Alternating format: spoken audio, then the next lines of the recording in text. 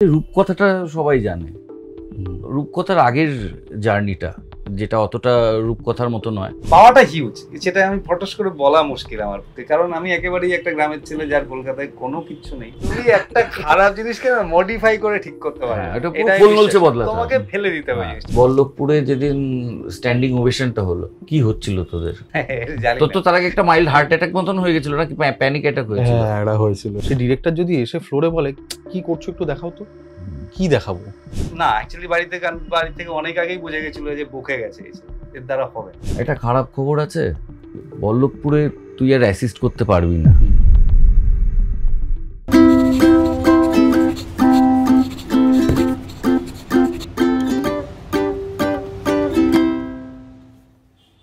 নমস্কার, সহজ কথার আজকে ৪র্থ এপিসোড আপনারা এসেছেন এবং আমি এসেছি আমার দুই এমন মানুষকে নিয়ে যাদের কথা বলতে গেলে রূপকথার অবতারণা করতে হয়, যাদের কথা বলতে গেলে রূপকথার বাইরে যে কঠিন বাস্তব রুক্ষ ক্যামেরার পিছনের পৃথিবী আছে, তাতে কতদিন জুঝেছেন এরা সেটাও জানতে হয়। আজকে আমরা অত্যন্ত গর্বের সাথে আমার দুই কলিগ, আমার দুই সহকর্মী, যাদের কাজের দিকে আমি খুব আশা নিয়ে তাকিয়ে থাকি, খুব অনুপ্রাণিত বোধ করি যাদের অভিনয় দেখে, সেই দেবরাজ এবং সেই সত্যমকে সহজ কথায় স্বাগত। থ্যাংক ইউ রাহুল, নমস্কার। থ্যাংক ইউ আমাদের ডাকার জন্য। হ্যাঁ, যেটা বলছিলাম যে রূপকথাটা সবাই জানে। রূপকথার আগের জার্নিটা যেটা অতটা রূপকথার মতো নয়, তোরটা তো ধর আমি তোকে দেখেছি অ্যাসিস্ট করতে, আমি এমন একটা ছবি করেছি যাতে তুই অ্যাসিস্ট করেছিস। শৈশব দিয়ে শুরু করা যাক। দেবরাজের শৈশবটা কিরকম, কোথায়? আমাদের বাড়ি তো বনগাঁয়, আর আমার জন্ম হচ্ছে শিলং। ওইখানে বাবার চাকরি ছিল। আমার ছোটবেলাটা পুরো নর্থ ইস্টেই কেটেছে। আমি বড় শিলং মিস করিস না? এত সুন্দর একটা খুবই ভালো জায়গা ছিল এটা, খুবই উল্টো ভালো জায়গায় এসেছি। তো যাই হোক, তো তারপরে যেটা হয়েছে এখানে পড়াশোনা। তুই কোন বয়সে এলি নর্থ ইস্ট থেকে? আমাদের বনগাঁয় বাড়ি ছিল, আমি বাড়িতে এসেছি তখন আমার বয়স 9 বছর বয়স। আমি 4-এ ভর্তি হয়েছিলাম, ক্লাস 4-এ একটা প্রাইমারি স্কুল আমার বাড়ির পাশেই ছিল। তারপর ওখান থেকে হাই স্কুল করে তারপর ওখানে কলেজও করেছিলাম। আমি খেলতাম অ্যাকচুয়ালি, শুরুতে ক্রিকেট খেলতাম। ওটাই ভেবেছিলাম প্রফেশন। আমি উইকেট কিপার ব্যাটসম্যান ছিলাম, ভেবেছিলাম ওটাই আমার প্রফেশন হবে। তো ইভেন্চুয়ালি একটা সময় দেখা গেল যে হবে না, চোটপটও হলো। তারপর দেখছি সে রিহ্যাবে প্রচুর টাইম লেগে যাচ্ছে, এদিকে পড়াশোনা, মাস্টার্স, সবটা মিলিয়ে তখন মাস্টার্সের সময় ঠিক করলাম যে না, ওটা করা যাবে না। তারপরে ফাইনালি বাংলায় মাস্টার্স করেছি আমি কলকাতা বিশ্ববিদ্যালয় থেকে, কলেজ স্ট্রিটে ক্যাম্পাস ছিল। তারপরে ফুল ফ্লেজেড অভিনয় 2013-তে রেপার্টারি, মিনার্ভা রেপার্টারি, সেখান থেকে 2018 পর্যন্ত ছিলাম রেপার্টারিতে। তারপরেই অ্যাকচুয়ালি আমি ক্যামেরার সামনে কাজ করা শুরু করি, তার আগে কোনোদিন করি। আর রেপার্টারিতে থাকলে তো বাইরে কোথাও কাজ করাও যায় না। তো 18-র পরে প্রথম শুরু হয়েছিল আমার কাজ বিবাহ অভিযান, যেটা আমি প্লেব্যাকও করেছিলাম, আবার ওই বাস কন্ডাক্টর রোলটাও করেছি। একই সাথে দুটো শুরু হয়েছে।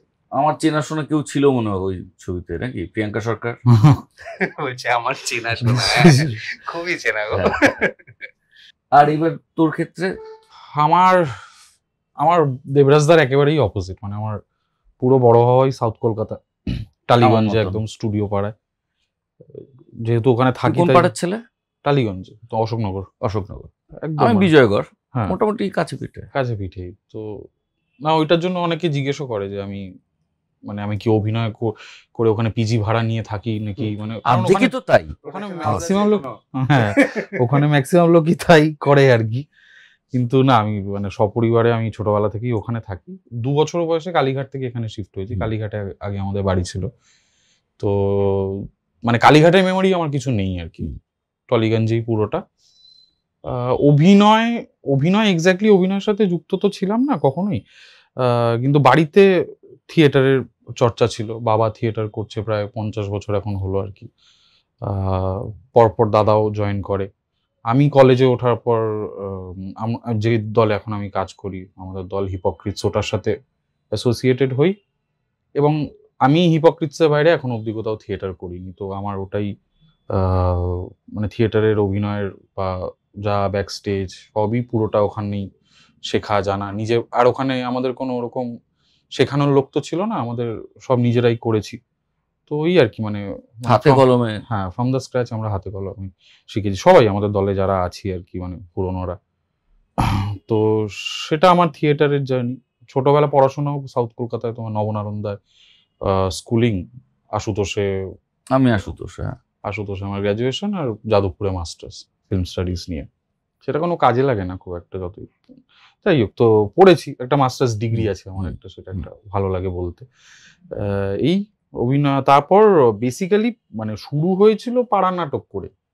পাড়ায় সরস্বতী পুজোয় মানে আমাদের বেশ অনেকটাই 1 বছর চাঁদা উঠে গেল, তো সবাই মিলে ঠিক করলাম যে একটা স্টেজ করে একটা কিছু করি।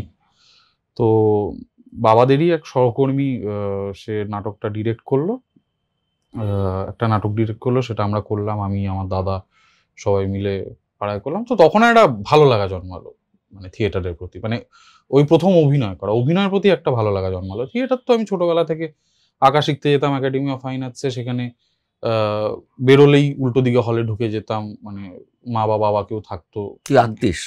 হ্যাঁ, ভালো ভালো খুব একটা চর্চা নেই, চর্চাটা থাকলে হয়তো অনেক বেটার রাখতে পারতাম। এখন মানে এখন একেবারেই মানে আমি লাস্ট এঁকেছি লকডাউনের সময়, মানে এখন মানে আঁকাটা যেমন আগে অবসর সময়ের ইয়ে ছিল, ও মানে কি বলবো, তো ওটা করে কাটতো, এখন সেটা সিনেমা দেখে সিরিজ দেখে কাটে আর কি। ওটাই বেশি প্রেফার করি, কারণ ওই লাইনে কাজ করছি, তো ওটা আমার বেশি জানা উচিত। এমন বলছি না যে আঁকা জানা উচিত না, কিন্তু হ্যাঁ ওই যেটুকু শিখেছি ওটুকু জানি, ওর বাইরে মানে খুব একটা যে জানি বলবো না।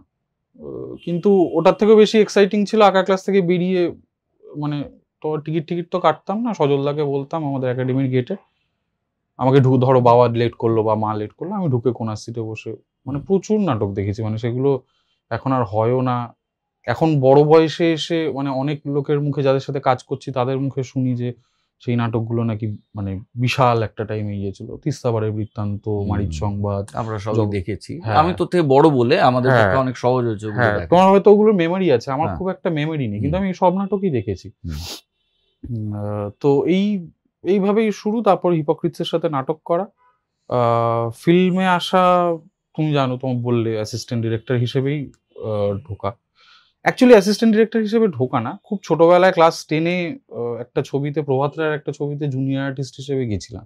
তখন মাধ্যমিক শেষ হয়ে গেছিল, তখন আমাকে আমার 2 পিসি বলেছিল যে, ওরা তখন জিকেশের আন্ডারে, তুই জিকেশের নাম শুনেছো, মানে জিজ্ঞাসা, হ্যাঁ জিজ্ঞাসা, ওর আন্ডারে জুনিয়র আর্টিস্টের ইয়ে ছিল, করতো মানে জুনিয়র আর্টিস্টে কাজ করতো।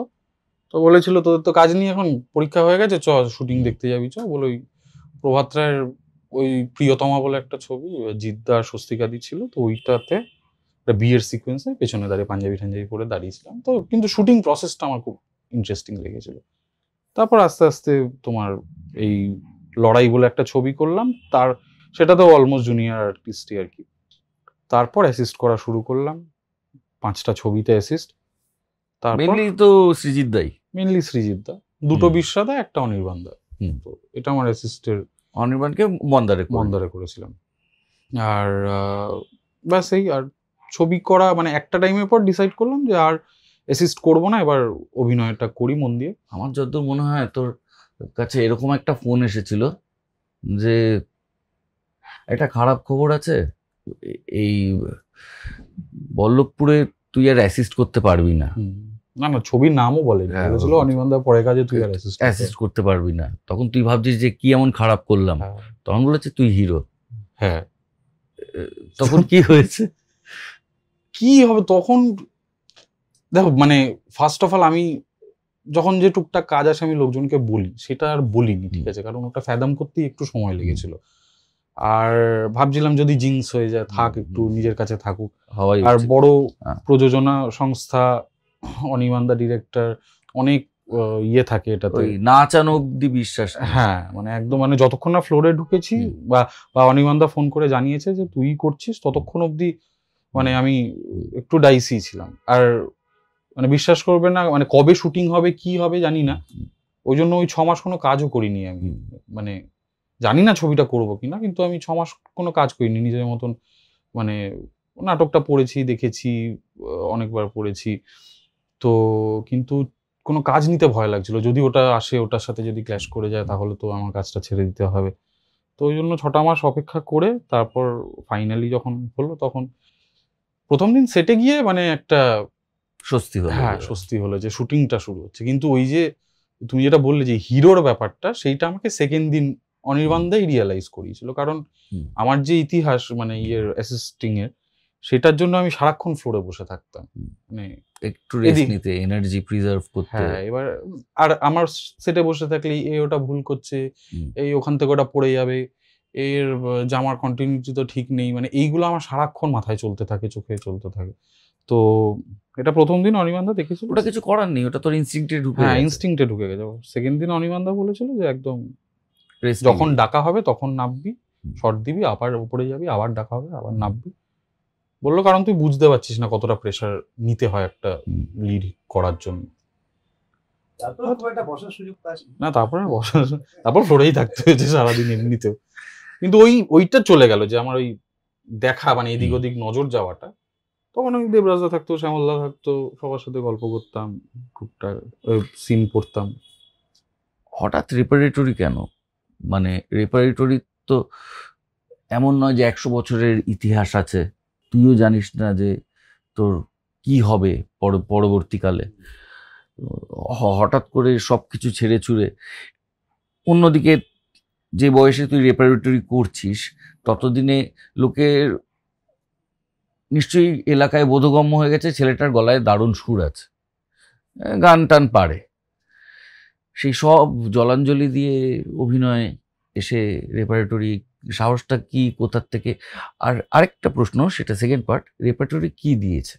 অ্যাকচুয়ালি আমি যখন রেপার্টরিতে এসেছি তখন আমার যেটা মূলত দরকার ছিল, আমি বনগাঁতেই তার আগে থিয়েটার করেছি। আর তার আগে বন্ধু বান্ধব মিলে যেটা হয়, আমি অনেক ছোট থেকে থিয়েটার করেছি, 98 থেকে থিয়েটার করেছি। সেটা প্রপার থিয়েটার ছিল না, যেরকম হয় গ্রামে গঞ্জে। আমাদের একটা ছোট দল ছিল, গৌতম মৃধাকে তুমি নিশ্চয়ই ছিল। গৌতম মৃধা ছিল আমাদের ওয়ান অফ দ্য মেন্টর। আর মানে এখন প্রোডাকশনের কাজ করেন গৌতম দা তো? আগে অভিনয় করতেন। হ্যাঁ, আর বিভাস চেতনাতেও ছিলেন। হ্যাঁ, বিভাস রায়চৌধুরী বলে একজন কবি আছেন, হুম। চিনবেন নিশ্চয়ই। তো বিভাস দাই ছিল আমাদের মূলত মেন্টর, যাদের কাছ থেকে আমার মূলত যা মানে প্রথাগত শিক্ষা যেটুকু পেয়েছি শুরুতে সেটা ওদের কাছ থেকে। সেই সময় আমার মনে হয়েছিল যে আমার একটা প্ল্যাটফর্ম দরকার, কারণ গ্রামের চর্চাটা দিন দিন ক্রমেই খারাপ হচ্ছে। যে একটা সময় পরে যেটা আসছিল যে সেটা শুধুমাত্র আড্ডা মারার জন্য বসা হয়, আর তার মাঝখানে আমরা একটু নাটকও করি, নাটক ফাটকও করি আর কি। তো আমার সেইটার থেকে একটু বেরিয়ে একটা ঠিকঠাক প্ল্যাটফর্ম দরকার ছিল। তো সেই প্ল্যাটফর্মটা আমি অন্যভাবে পেতে পারতাম, যেমন কোনো একটা গ্রুপে জয়েন করতে পারতাম। কিন্তু সেখানে কি হতো, মানে আমার একজন মেন্টর থাকতো। ধরো আমি যদি নান্দিকারে জয়েন করতাম মানে অ্যাটলিস্ট আমি গিয়ে বলতাম আমাকে নেবেন না, দেখুন আমি এইটা পারি। তাহলে রুদ্রপ্রসাদ বাবু আমাকে বলতেন, বা বাবু আদি বলতেন, বা সেই সময় সাথী দিয়েও বলতেন যে না এরকম ভাবে অভিনয়টা হবে এরকম। এবার রেপার্টরিতে গিয়ে আমার মনে হয়েছিল যে আমি অ্যাটলিস্ট অনেকগুলো গুরু পেতে পারি, যাতে করে আমার দেখার প্রসারটা অনেকটা বাড়তে পারে এবং একটা ঠিকঠাক প্ল্যাটফর্ম পেতে পারি। তার একটাই কারণ মনে হয়েছিল, তার আগেই জাস্ট অনির্বাণদের ব্যাচটা বেরিয়েছে। সেই সময় সর্বমস্তা, লিয়ার বা চন্দ্রগুপ্ত সমস্তটাই হিট প্রোডাকশন, মানে হিট কোট আনকোট বলছি আমি, না একদম চর্চিত প্রোডাকশন। তো সেই সময় সেই প্ল্যাটফর্মটার একটা গুরুত্ব ছিল। অ্যাটলিস্ট যখন আমি 2013 ঢুকেছিলাম, তখন মনে হচ্ছিল সেই প্ল্যাটফর্মটাকে ব্যবহার করে যদি আমারও কিছু গেইন করা যায়। অ্যাটলিস্ট প্রথম গেইনটা হচ্ছে শিক্ষার, যেটা আমি নিজে শিখতে পারবো। কারণ শুধু তো আমি ওইখানে ডিরেক্টর কাছ থেকে শিখবো তা নয়, প্রচুর আমার কো আর্টিস্ট থাকবে যাদেরকে আমি চিনি না। আমি কলকাতার থিয়েটার সম্পর্কে শুধু দেখা আছে, যেমন তিস্তা পাড়ের বৃত্তান্তবোধে আমার জীবনের প্রথম দেখা থিয়েটার, সেটারও আমার ওইরকম হালকা হালকা স্মৃতিই আছে শুধু। তো সেই সময় আমার মনে হয়েছিল যে এই প্ল্যাটফর্মটাকে যদি আমি এক্সপ্লোর করতে পারি, তাহলে অ্যাটলিস্ট আমার মধ্যে থেকেও কিছু বেরিয়ে আসতে পারে। বাড়িতে কনভিন্স করতে অসুবিধা হয়নি? না, অ্যাকচুয়ালি বাড়ি থেকে অনেক আগেই বুঝে গেছিল যে বকে গেছে এই ছেলে, এর দ্বারা হবে না। আমার 2009 মাস্টার শেষ হয়েছে, তারপরের থেকে আমি খালি ফ্যাপে করে ঘুরেই বেরিয়েছি। কারণ আমি চেষ্টা করেছিলাম, একটা সময় ভেবেছিলাম তাহলে গান করি, কিন্তু কোনোটা নিয়ে আমার প্রথাগত শিক্ষা ছিল, গানের তো একেবারেই ছিল মানে না, আমার কোনো গানের শিক্ষা নেই। তো আমার এবার এই যে না শিক্ষাটা নেই, এটাও মানে আমার মেন্টালি একটু পিছিয়ে রেখেছিল যে আমি কাউকে বলতে ভয় পেতাম বা কিছু, যদিও সেটা আমি এখনো বলি না স্টিল। তো সেই প্ল্যাটফর্মটা যখন দেবরাজ দা ওটাই বলে, মূলত অভিনেতা, হ্যাঁ যে অবসর সময় গান করি। যে একটু গান বাজনা করতে পারি। হুম। তো সেইটা আমার প্ল্যাটফর্মটাকে আমার এক্সপ্লোর করার দরকার ছিল। আমি গেছিলাম, অডিশন দিয়েছিলাম, সিলেক্ট হয়েছিলাম। তারপর থেকে এবং আমি যেটা মনে হয়েছে যে আমি এখানে থাকার ব্যবস্থা কি হলো? আমি তখন প্রথম দিকে একদম খুব অদ্ভুত ভাবে ছিলাম। আমি একটা দাদা ছিল আমাদের বনগাঁরই দাদা, সে এখানে একটা অফিস করেছিল দমদমে, সেই অফিসে থাকতাম। সেই অফিসের একটা ঘরে ওই দাদা থাকতো।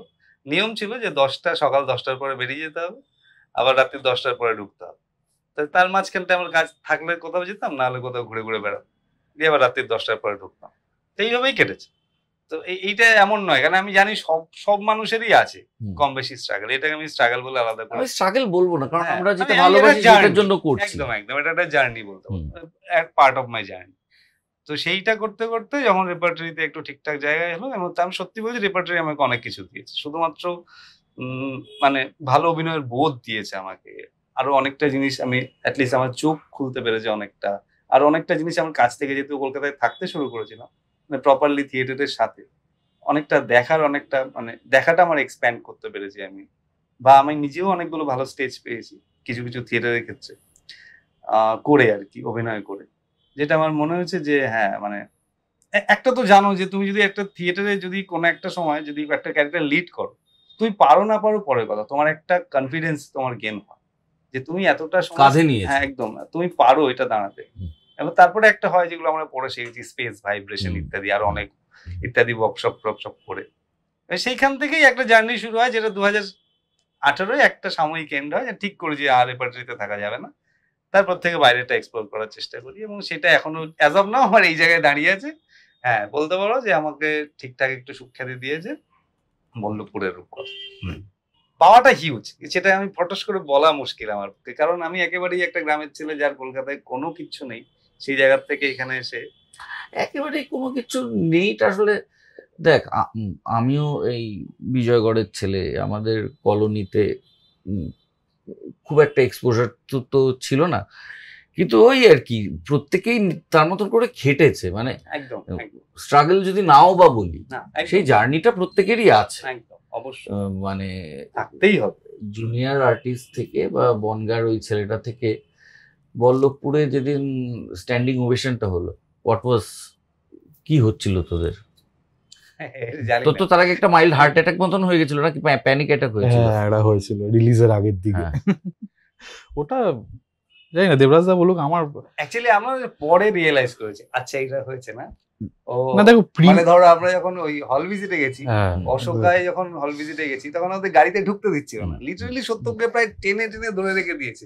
দাদা দাদা কি বলছিস তো, রাজবাহাদুর এইটা যে হচ্ছে, নন্দনে বেরোতে পারছি না, অনির্বাণ জানে টুক করে ফটাস করে বেরিয়ে গেছে, আর আমি প্র্যাকটিস আছে আমাদের, তো প্র্যাকটিস নিয়ে এসো, আমরা আটকে গেছি, আর আমি বুঝতে পারছি না এটা কি হচ্ছে। এটা পরে রিয়েলাইজ, ও এটা হয়েছে না আমাদের সাথে, ও এটা পরে বুঝেছি যে এইসব। হ্যাঁ মানে প্রিমিয়ারেরটা দেখো, আমি প্রিমিয়ারের গেছি, প্রচুর প্রিমিয়ারে একটা স্ট্যান্ডিং ওভেশন পাচ্ছে একটা সিনেমা, এটা বহুবার দেখেছি। সে সিনেমা ভালো হোক খারাপ হোক মানে জানি না, মানে সেটা নিজের লোক থাকে, অডিয়েন্সে চুজ করে যারা দেখাচ্ছে তারা।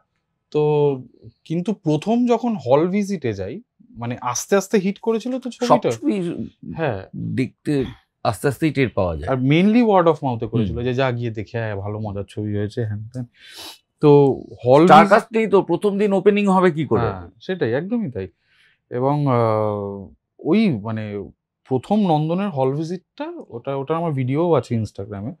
ওখানে দেবরাজদা সুরঙ্গনা গানও গেয়েছিল, আর আমি দেবরাজদা সুরঙ্গনা আর অনির্বাণদা গিয়েছিলাম। ওইটা দেখে, ওইটার যে উচ্ছ্বাস, ওটা দেখে ফার্স্ট ফোন আসে আমার কাছে শ্যামল চক্রবর্তী। শ্যামলদা ফোন করে বলে তোরা গেলি, আমাকে নিয়ে গেলি না। বললাম শ্যামলদা তুমি ভাবতে পারো না, তুমি বলছে আমি জানি না, বলছে তুমি বেরোতে পারবে না, ওখানে যা ভিড় হয়, মানে তুমি। তারপর শ্যামলদার চরিত্রটা যে কি হিট হয়েছিল সেটা তো মানে বলার নয়। তো এবার তাও বলছে না, তাও পরের বার আমাকে জানাবি। তো আমি ওদের যারা পিআর দেখতো তাকে বলেছি যে পরের বার শ্যামলদাকে বলো। তো শ্যামলদা যাওয়ার পর থেকে ব্যাপারটা আরো ওয়াইল্ড হয়ে গেল আর কি। মানে কিছু তো বলতো না, আমরা প্রচুর থ্যাংক ইউ বলতাম। দেবরাজদাকে প্রায় প্রতি জায়গাতেই গিয়ে গান গাইতে হয়েছে, ঠিক আছে, অ্যাটলিস্ট নন্দনে তো গাইতে হয়েছে। কিন্তু শ্যামলদা জাস্ট একটু মাইকের সামনে এসে আমি মনোহরি বলতো, মানে পুরো না, মানে ওটা ভাবা যায় না। ওটা ওই আসতে মানে ওইটা একটা রিয়েলাইজেশন হলো যে না ছবিটা ভালো হয়েছে, লোকে পছন্দ করছে। তারপর যখন প্রায় 60-70 দিন চলে গেল ছবিটা, তখনও যখন দেখছি হাউসফুল। আর আমাদের একটা ছোট্ট সাকসেস পার্টি হয়েছিল, যাতে দেবরাজের গান খুব ভাইরাল হয়েছিল। হ্যাঁ সাকসেস পার্টির গান viral সাকসেস হয়েছিল? না না আমি হ্যাঁ সাকসেস আমার পার্টি কাছে নন্দনে, পৌঁছেছিল। নন্দনে? না না না, পার্টি ওই তো পার্টিতে। কোনো একটা ছাদে হ্যাঁ, ফাদে হচ্ছিল। হ্যাঁ, হ্যাঁ, হ্যাঁ। কে একটা গিটার বাজছিল, তুমি গান, জিজো, হ্যাঁ জিজো। জিজো গিটার বাজছিল, তুমি গান গেছিলে রাইট। তো ওইটাতে যখন তারপর ওই মানে জীবনে তো দেখিনি এসব, মানে আমার কাছে শুটিং এর ধারণা শুটিং দিয়ে শেষ হয়ে যেত, মানে অ্যাসিস্ট্যান্টের তারপর আর কাজ কি? হ্যাঁ। হল ভিজিট এসে থোড়ি ধরো যাবে। যা অভিনয় করেছি সেটুকুও তো মানে অভিনয় করেছি, হল ডাবিং করেছি, ভিজিটে যাওয়ার মতো নয়। না কিন্তু ওই আর নিরন্তর রিলিজ করেছে রিলিজ তো জিতে। করেইনি, হ্যাঁ। টিভিতে করলো, টিভি আর ইয়েতে। হুম। ওই সাকসেস পার্টিটাতে দেখছি সব হল মালিকরা এসে হুম, আলাপ করছে যে হুম, উদয়ন সিনেমা, এগুলো জানি। রূপমন্দির সিনেমা, মানে মানে তখনও ব্যাপারটা বুঝলাম যে না ব্যাপারটা মানে হুম। নিজে থেকে যখন তারা এসে আলাপ করছে, বলছে ভালো চলছে আপনাদের ছবি, খুব হুম। ভালো কাজ হয়েছে। তো মানে আফটার অল তো ইটস হুম। মানে বিজনেস, মানে তাদেরকেও যে একটা ছবি সেই হুম। ইয়েটা দিতে পেরেছে, উজ্জীবিত করতে হ্যাঁ পারছে। সেটা দেখে আরো ব্যবসাকে। খুবই ভালো, মানে বিভিন্ন স্তর আছে এই ভালো হুম। লাগাগুলো, হুম। মানে কি মানুষের সাথে, এদের হুম। সাথে, প্রযোজনা সংস্থার সাথে, মানে সবাই আস্তে আস্তে সিরিয়াসলি নেওয়া শুরু করলো। দেবরাজ দা আমরা তো থাকতাম, আমরা তো হুম। ঘুরেই বেড়াতাম চারপাশটায়।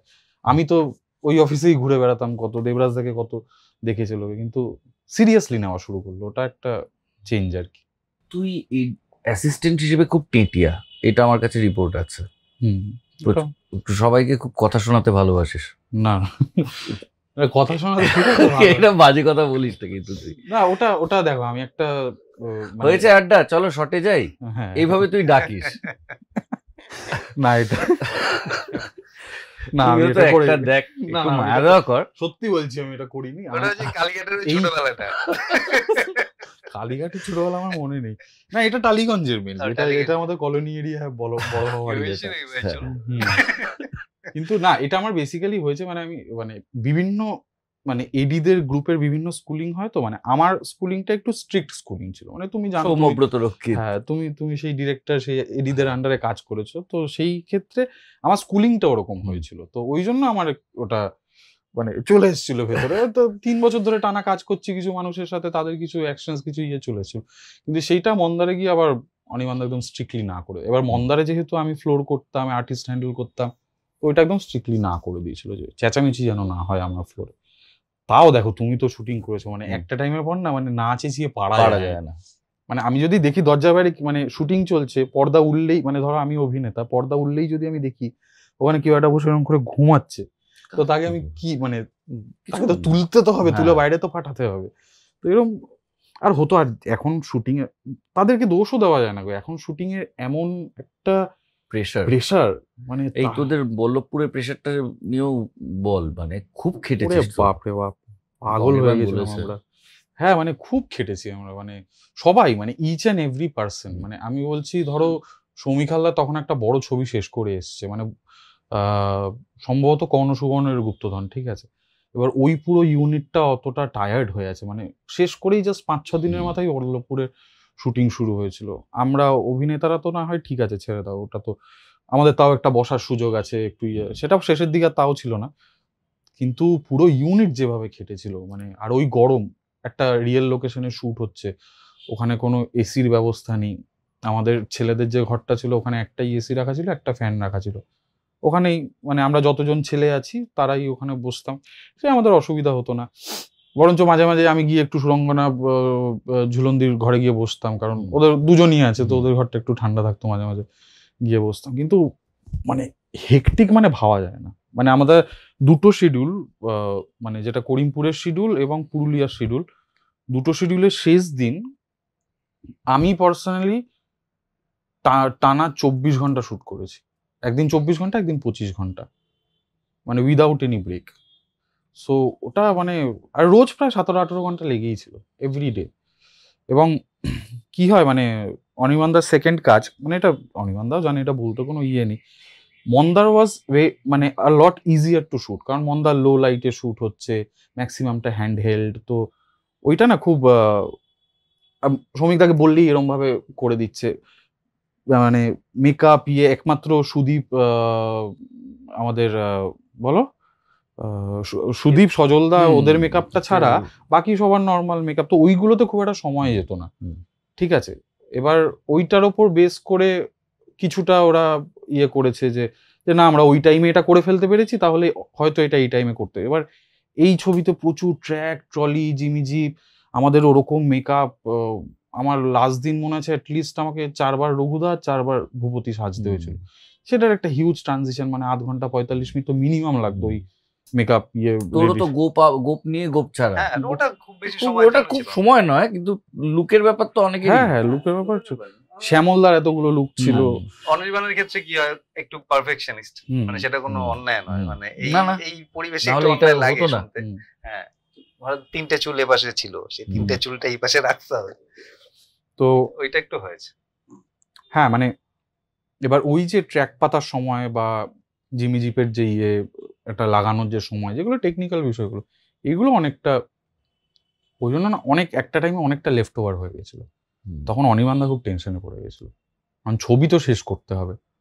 সো তারপর বৃষ্টি বাদল, ওই মানে বেসিক্যালি ওটা তো একটা উঠোনটাকে দরবার বানানো হয়েছে ওপরটা কভার করে। যত ছাদের যত বৃষ্টি সব ওই উঠোনে এসে পড়ছে, আমি দেখেছি। হ্যাঁ, তো ওইটাকে তোদের ওই গানটাতে তো অনেকটা দেখা যায়। হ্যাঁ, সাজো তোরা যেটা ওদের গেছিস ওই ভার্সনটাতে, ওইটা। তারপর একদিন ইয়েতে পুরুলিয়াতে সেকেন্ড দিন তোমার যে মেন বোর্ড ওটা ভেসে চলে যাচ্ছিল, এত বৃষ্টি হয়েছিল, পাহাড়ের উপর শুট হচ্ছিল, ওটা প্রায় ভেসে বেরিয়ে যাচ্ছিল। সেদিন শুটিং বন্ধ হয়ে গেল। এরকম হয়েছে যে দুটো সিন শুট করতে পারেনি সেই দুটো সিন মানে আর করতে পারলো না। ফেরত এসে তারপর শ্রীকান্দাকে দেখালো, অনির্বাণদা পুরোটা এডিট করে দেখালো, দেখে বললো যে এটা নাইট শুট, তো তুই কলকাতায় কোথাও একটা করে নে। মানে ওটা হয়তো মানে গল্পে খুব একটা ডিফারেন্স হতো না, কিন্তু চেয়েছে একটা ওদের আলাদা করে নিজেদের সিন লেখা, এটা মানে ওটা বাদলবাবুর নাটকে ছিল না।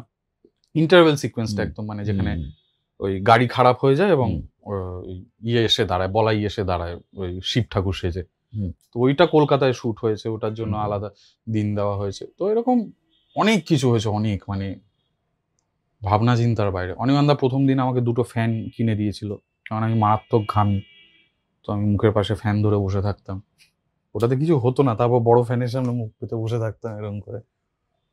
আর জীবনে এত মেকআপ করিনি না, মানে সবসময় যা হচ্ছে, মানে সকালবেলা কিছু একটা বুলিয়ে দিল, ওটা হয়তো ফার্স্ট শটেই উড়ে গেল, আর কিছু নেই মুখে আমার। আউটডোরে যা হয়। হ্যাঁ, দেখ তুই বাংলায় মাস্টার করেছিস, তো তুই গান বানাস, তুই অভিনয় নিয়ে ভাবিস, অভিনয়টাকেই মূল পেশা হিসেবে নিয়েছিস, তুই ক্যামেরার পিছনে দীর্ঘদিন কাজ করে অভিনয়টাকে আজকে নিয়েছিস। কিন্তু তোদের দুজনেরই যা পড়াশোনা আছে বা যা গ্রুমিং আছে, তাতে তোরা দুজনেই ছবি বানানোর কথা ভাবতে পারিস। আমি বলছি না এখনই, কি তোরা কি কেউ ভেবেছিস কখনো বা কোনো?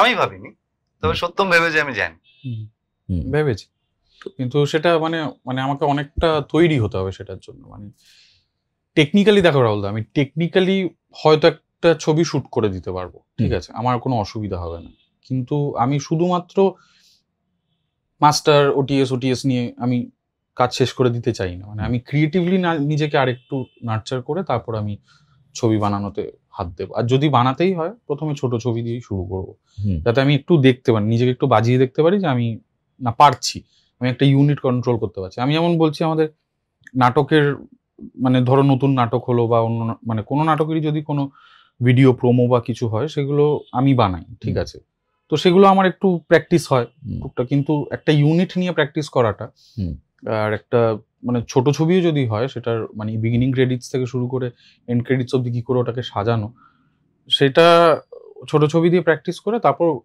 when I think that I am creatively I am there to direct a film or a series, আমি তখনই করবো, তার আগে আমার কোনো তাড়া নেই সেটা নিয়ে। থাকার কথাও নয়। তুই একেবারে ভাবছিস না? না, এরকম নয় যে কোনোদিন ভাবিনি। আমি থিয়েটার ডিরেক্ট করেছিলাম, একটাই করেছিলাম, তো আমার মনে হয়েছিল ওটা আমার জীবনের অন্যতম একটা বড় ভুল। এই জন্য নয় যে আমি পারি না সেই জিনিসটা, তো আমার মনে হয়েছিল যে না, এমন কিছু রেসপন্সিবিলিটি নিতে হয় যার সঙ্গে ক্রিয়েটিভ না না বিষয়ে কোনো কোনো সম্পর্কই নেই। যোগাযোগই নেই। হ্যাঁ, তো সেই এটা খুব জিনিসটা, ঝামেলা। হ্যাঁ। আর ও যেটা বললো সেটাও ঠিক, মানে আমাকে অনেকটাই জানতে হবে, মানে ক্রাফট ব্যাপারটাই আমি অনেকটা পিছিয়ে আছি। যেমন এখন যদি বলে যে ওটা কি বলে স্কিমা, যেটা পড়ে গেল, হ্যাঁ আমি বিশ্বাস করি যে প্রত্যেকটা ডিরেক্টরের এগুলো জানা উচিত। যেমন অনির্বাণ হয়তো আমি অনির্বাণের নাম বলছি এখানে, যে তোর নামটা চলছে, ঠিক আছে, কেউ কেউ যদি বলে যে কোনো একটা, কেউ হয়তো বলতে পারে যে ওইটা একটু আরে ওকে একটু মেকআপ টাচ আপ করে দাও, হয়তো বলে দেবে যে ওইটা স্টুডিও এফেক্টস নাকি, ওইটাই লাগিয়ে দাও, বা হয়তো বলবে যে অ্যাপেল বক্সটা এনে দাও তো, বা ওইটা 3 ইঞ্চিও দাও। আমি বিশ্বাস করি যে প্রত্যেকটা ডিরেক্টরকে এটা জানা উচিত। ভাই আমি চিরদিনের পর এমন ডিরেক্টরের সাথেও কাজ করেছি যাকে জিজ্ঞাসা করেছি কোথায় দাঁড়াবো, সে বলেছে পরিষ্কার জায়গা দেখে। আমার সাথে হয়েছে, আমি বলছি শোনো। আমি জানি তুমি এমন একজনের সাথে কাজ করেছো যার সাথে আমি কাজ করেছি, এবং যেই দেখেছি তোমার নাম অ্যানাউন্স হয়েছে আমি বলছি গেল রে, ছেলেটার মাথা না খারাপ হয়ে যায়। ডাইরেক্ট ভট্টাচার্য থেকে ও বলতো এই এক্সপিরিয়েন্স নাম না নিয়ে আমাকেই বলেছে না, সে এমনি তার তার ইয়ে হচ্ছে যে সব হয়ে গেছে, হ্যাঁ ঠিক আছে অ্যাকশন, আরে ভাই রোল ফোল তো কিছু বলো। তার রোল বলেছে আর অ্যাকশন বলছে, আমি তো হেসে বলেছি। এটা নিয়ে অনেক ইন্টারভিউতে আমি মানে বলে না, বলছি, এটা অনেকেই আছে যে যারা প্রচুর কিচ্ছু জানে মানে না, এই মানে প্রপার টেকনিকটা জানে না, জানেই না, এবং সেটা মানে সেটা তারা নিয়ে বদারও করে না, যেটা জানার দরকার আছে এটা বোধহয় মানে মানেও না তো।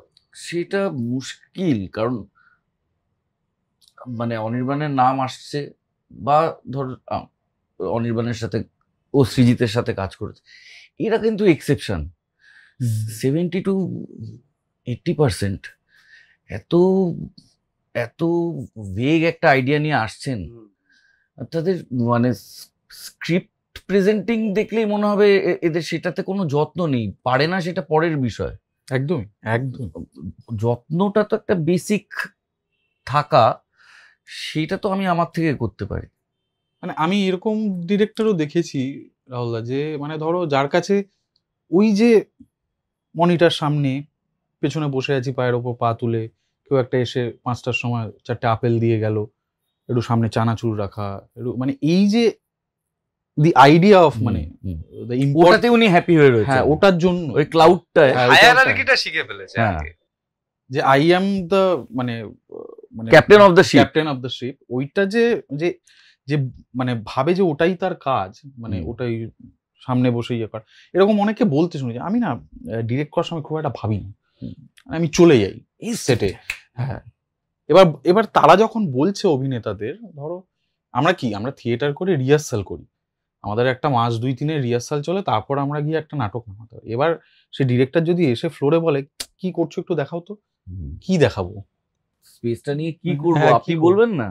একটা সময় আর প্রশ্ন করতে ইচ্ছে হয় না, একটা সময় বলে ঠিক আছে, আমি যারা অভিনেতারা থাকে আমরা বলি করে নিই চলো, নালে দিনের শেষ হবে না আর কি হ্যাঁ। আজকে আর শুটিং যা শুরু হয়েছে। এটাই বেশিরভাগ ক্ষেত্রে তাই হয়, মানে আমরা জানি প্রথমেই একবার মানে হয় না, নাড়া দিলে বোঝা যায়, তো সে বুঝে যাই আচ্ছা আমাকে তাহলে এইভাবে করতে হবে গোটা কাজটা, ঠিক আছে চোখ নাক মুখ বন্ধ করে।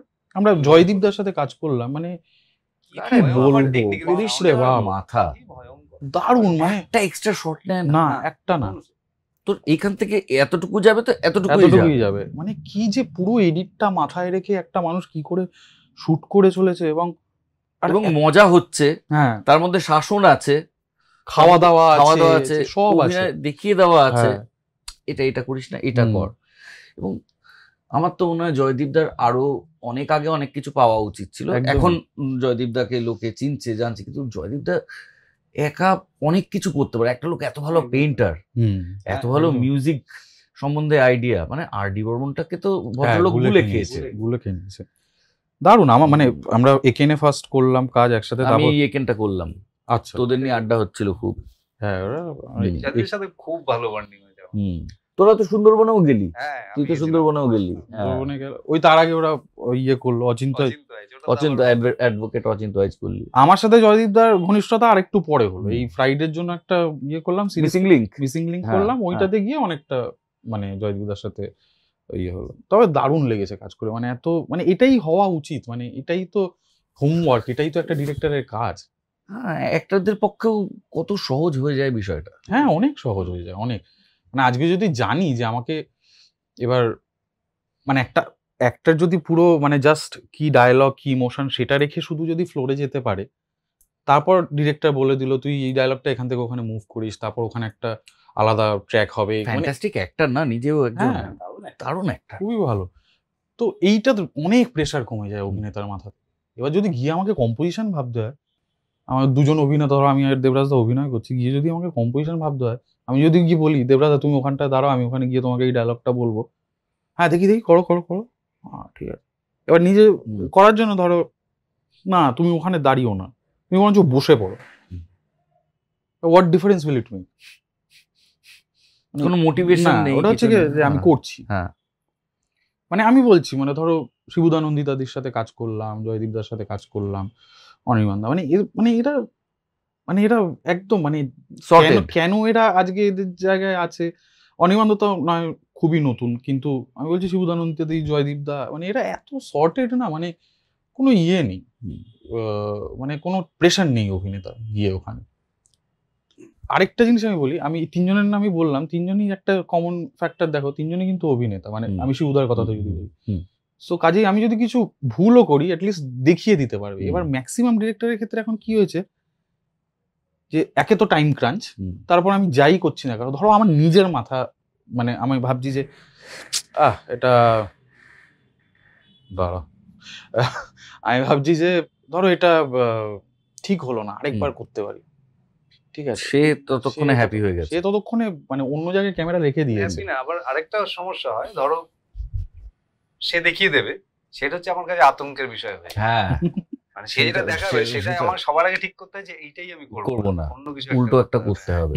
তখন আবার নতুন করে ভাবতে হয় সেই জিনিসটা, আর তোকে দেখানোর দরকার নেই তো, না আমি তো প্রফেশনাল, আমি করে নেবো। হ্যাঁ তো সেইটা একটা মুশকিল হয়, এরকম অনেক আছে, অনেক রকম। তবে আমার মনে হয় একটা, হ্যাঁ বাবা কম্পোজিশন হ্যাজার্ডস তো সবচেয়ে বেশি, মানে সে বলে দেবে তুমি যাও, তার একটা মোটিভেশন লাগে ভাই, এটা আমি কি করে বলবো? মোটিভেশন বোঝানোই খুব কঠিন হয়ে যায়। মানে যাকগে কিছু লোক হয়, মানে ধরো তুমি অভিনয় করছো, আচ্ছা রাহুল দা বলছে হ্যাঁ তাহলে মেনে নেব, কিন্তু অন্য একজন কেউ করছে, সে হয়তো ঠিক কথা বলছে, না না না আমি বলছি যাও ওটা করো।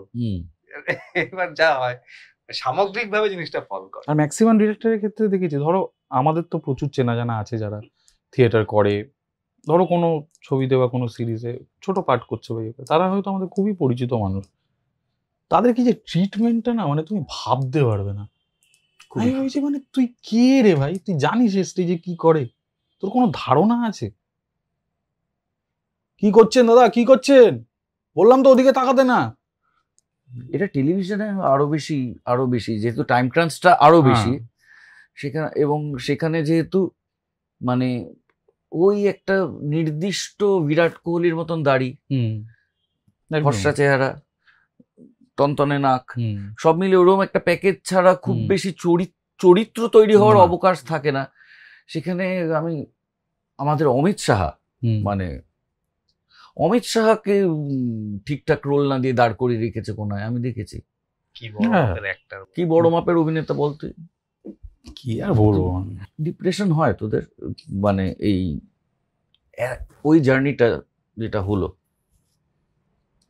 তারপর আমার যেটা ফলো আপ হলো তোদের ক্ষেত্রে আমার অতটা পছন্দ হলো না। মানে এমন নয় যে সব বদলে যাওয়ার কথা ছিল এক রাত্রে, কিন্তু আরেকটু বেটার হতে পারতো নাকি? হ্যাঁ হতেই পারতো, মানে আরেকটু কিছু না, আরেকটু যদি ভরসা করতো আমাদের ওপর লোকজন, যে না একে দিয়ে দিই, মানে একটা ধরো জানি যে আমি একটা ছবি দেখছি, জানি যে এই চরিত্র বা সিরিজ দেখছি, এই চরিত্রটা আমি আমার চেহারার সাথেও যায়, আমি বেটার করতেও পারবো, কিন্তু আমার জায়গায় অন্য একজন কেউ করছে, তার উপর কোনো রাগ হয় না। রাগ হয় যারা মানে সেই ভরসাটা আমার ওপর রাখতে পারিনি তাদের উপর, রাগও হয় না, মানে এখন আর রাগটা কিছুই হয় না, মানে এখন ঠিক আছে 13 বছর হয়ে গেল, মানে আর মানে ইট ডাজন্ট ম্যাটার এনিমোর, যা কাজ আসছে ভালোবেসে যতটা পারছি করছি, যতটা নিজের দক্ষতা সেটুকু দিয়ে করছি, দেখা যাক। মানে হ্যাঁ তুমি যেটা বলে সেটা সত্যি যে মানে এক রাতে তো সবকিছু বদলে যাওয়ার কথা ছিল না, কিন্তু হ্যাঁ যদি আরেকটু মানুষ ভরসা, তবে আমার মনে হয় রাখবে, কারণ আস্তে আস্তে না এবার একটু অ্যাটলিস্ট সিনেমা সিরিজের দিকে একটু চরিত্রের দিকে হেলছে। আর আমি জানি না তোদের উইদিন দ্য ইন্ডাস্ট্রি এবং দর্শকদের মধ্যে তো দেখ হিট হয়েছে বলেই, মানে তোরা গৃহীত হয়েছিস বলেই হিট হয়েছে। উইদিন দ্য ইন্ডাস্ট্রি ভালো অভিনেতাদের গন্ধ ছড়ায় উইদিন দ্য ইন্ডাস্ট্রি, সেইটা তোদের সম্বন্ধে ছড়িয়েছে। তো সেটা আজকে না হলেও কালকে হবে, কিন্তু এই সময় সংসার চলছে কি করে তোদের? মালিটারি ব্যাপারটা তো একটা থাকেই সারা জীবনের ক্রাঞ্চ, ওটা জানি না, ওটা নিয়ে এখনই অতটা বোধহয় আমরা ভাবছিও না। তবে হ্যাঁ কি হয়, মানে ধরো বল্লভপুরের রূপকথা, মন্দার বা এরকম কিছু কাজ যেগুলো না ইন্ডাস্ট্রির যে কি বলবো যে লাইন আপে কাজ হয় তার থেকে একটু ব্যতিক্রমী জায়গায় দাঁড়িয়ে আছে। ফলে কি হয়েছে, এর সাথে ইন্ডাস্ট্রির ম্যাচটা কম। আমাদের যে বাংলা ইন্ডাস্ট্রিতে যে প্যারালাল যে কাজটা হয় তার সাথে এর মানে তুলনা একটু কমই আছে।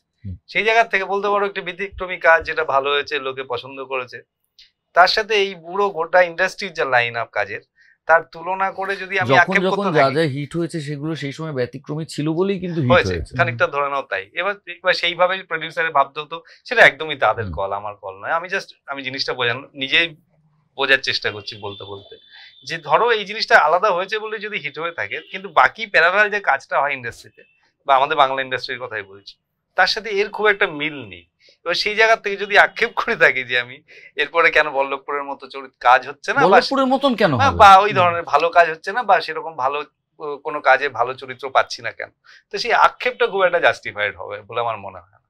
কারণ আমি দেখেছি দীর্ঘদিন ধরে বাংলাতে এইভাবেই কাস্টিং হয়, যে তুমি একটু পপুলার হয়ে গেলে তোমাকে পর্ব অনেকগুলো কাজ দিয়ে দেওয়া হলো, তারপরে তুমি ফুরিয়ে গেলে, তুমি বললো যে তোমার বল হলো তুমি যাও। তো সেই দিক থেকে এখন আমরা খানিকটা বেঁচেই আছি বলতে পারি।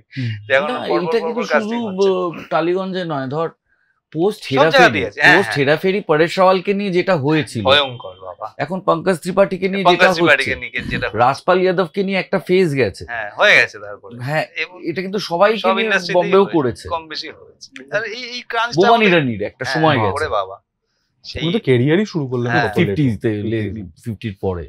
তো সেই ব্যাপারটা হয়েই রয়েছে আমাদের এখানে। ফলে এক্ষুনি আমার আক্ষেপ নেই অ্যাটলিস্ট যে আমি ভালো চরিত্র পাচ্ছি না, বা রাদার আমি বলবো যে আমি খানিকটা লাকি বলতে পারো যে আমি নানা রকমের চরিত্র পাই এখনো পর্যন্ত, মানে প্রায় একই রকম চরিত্র আমার হয় না।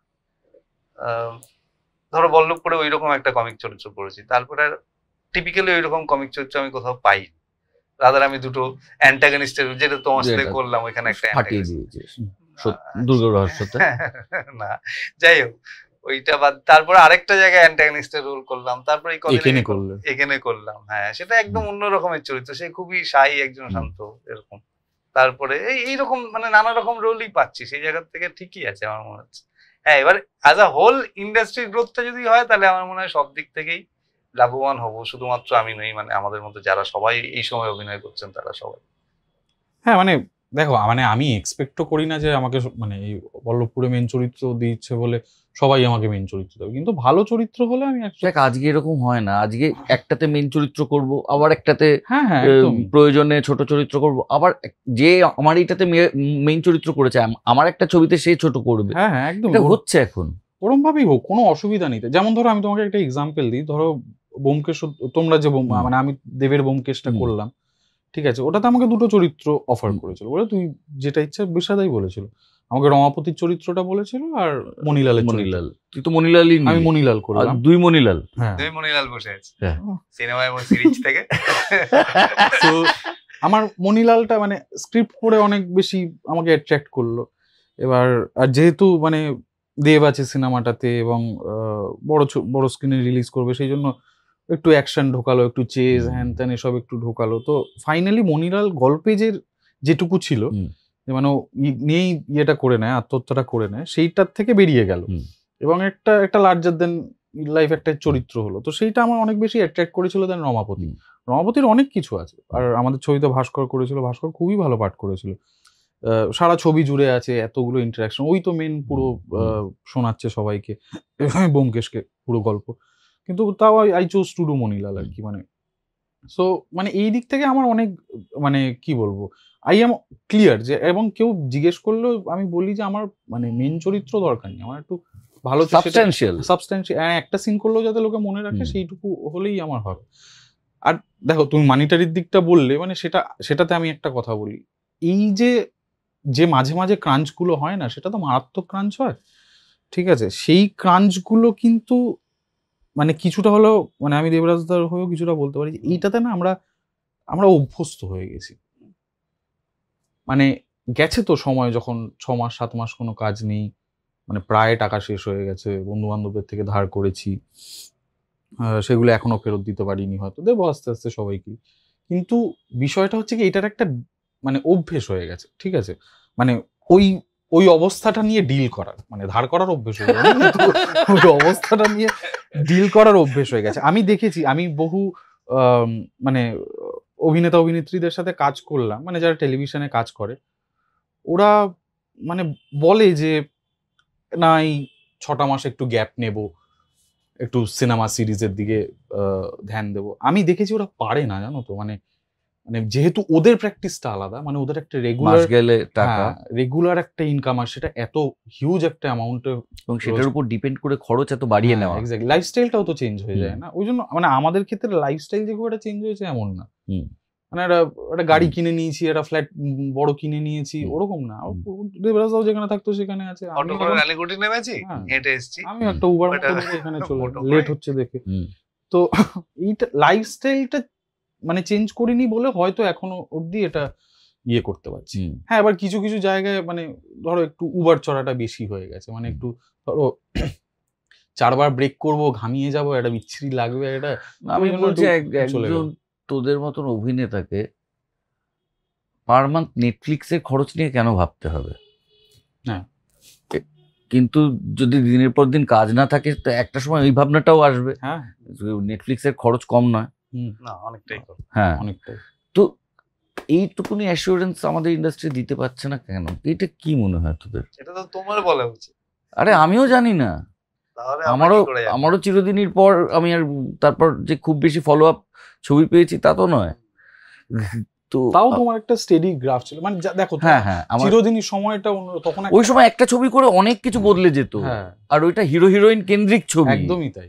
এবার এখানে ওটা কমার্শিয়াল লঞ্চ আমাদের, একদমই ওটা আলাদা, তোদের বিষয়টা আলাদা, তোদের ওভাবে।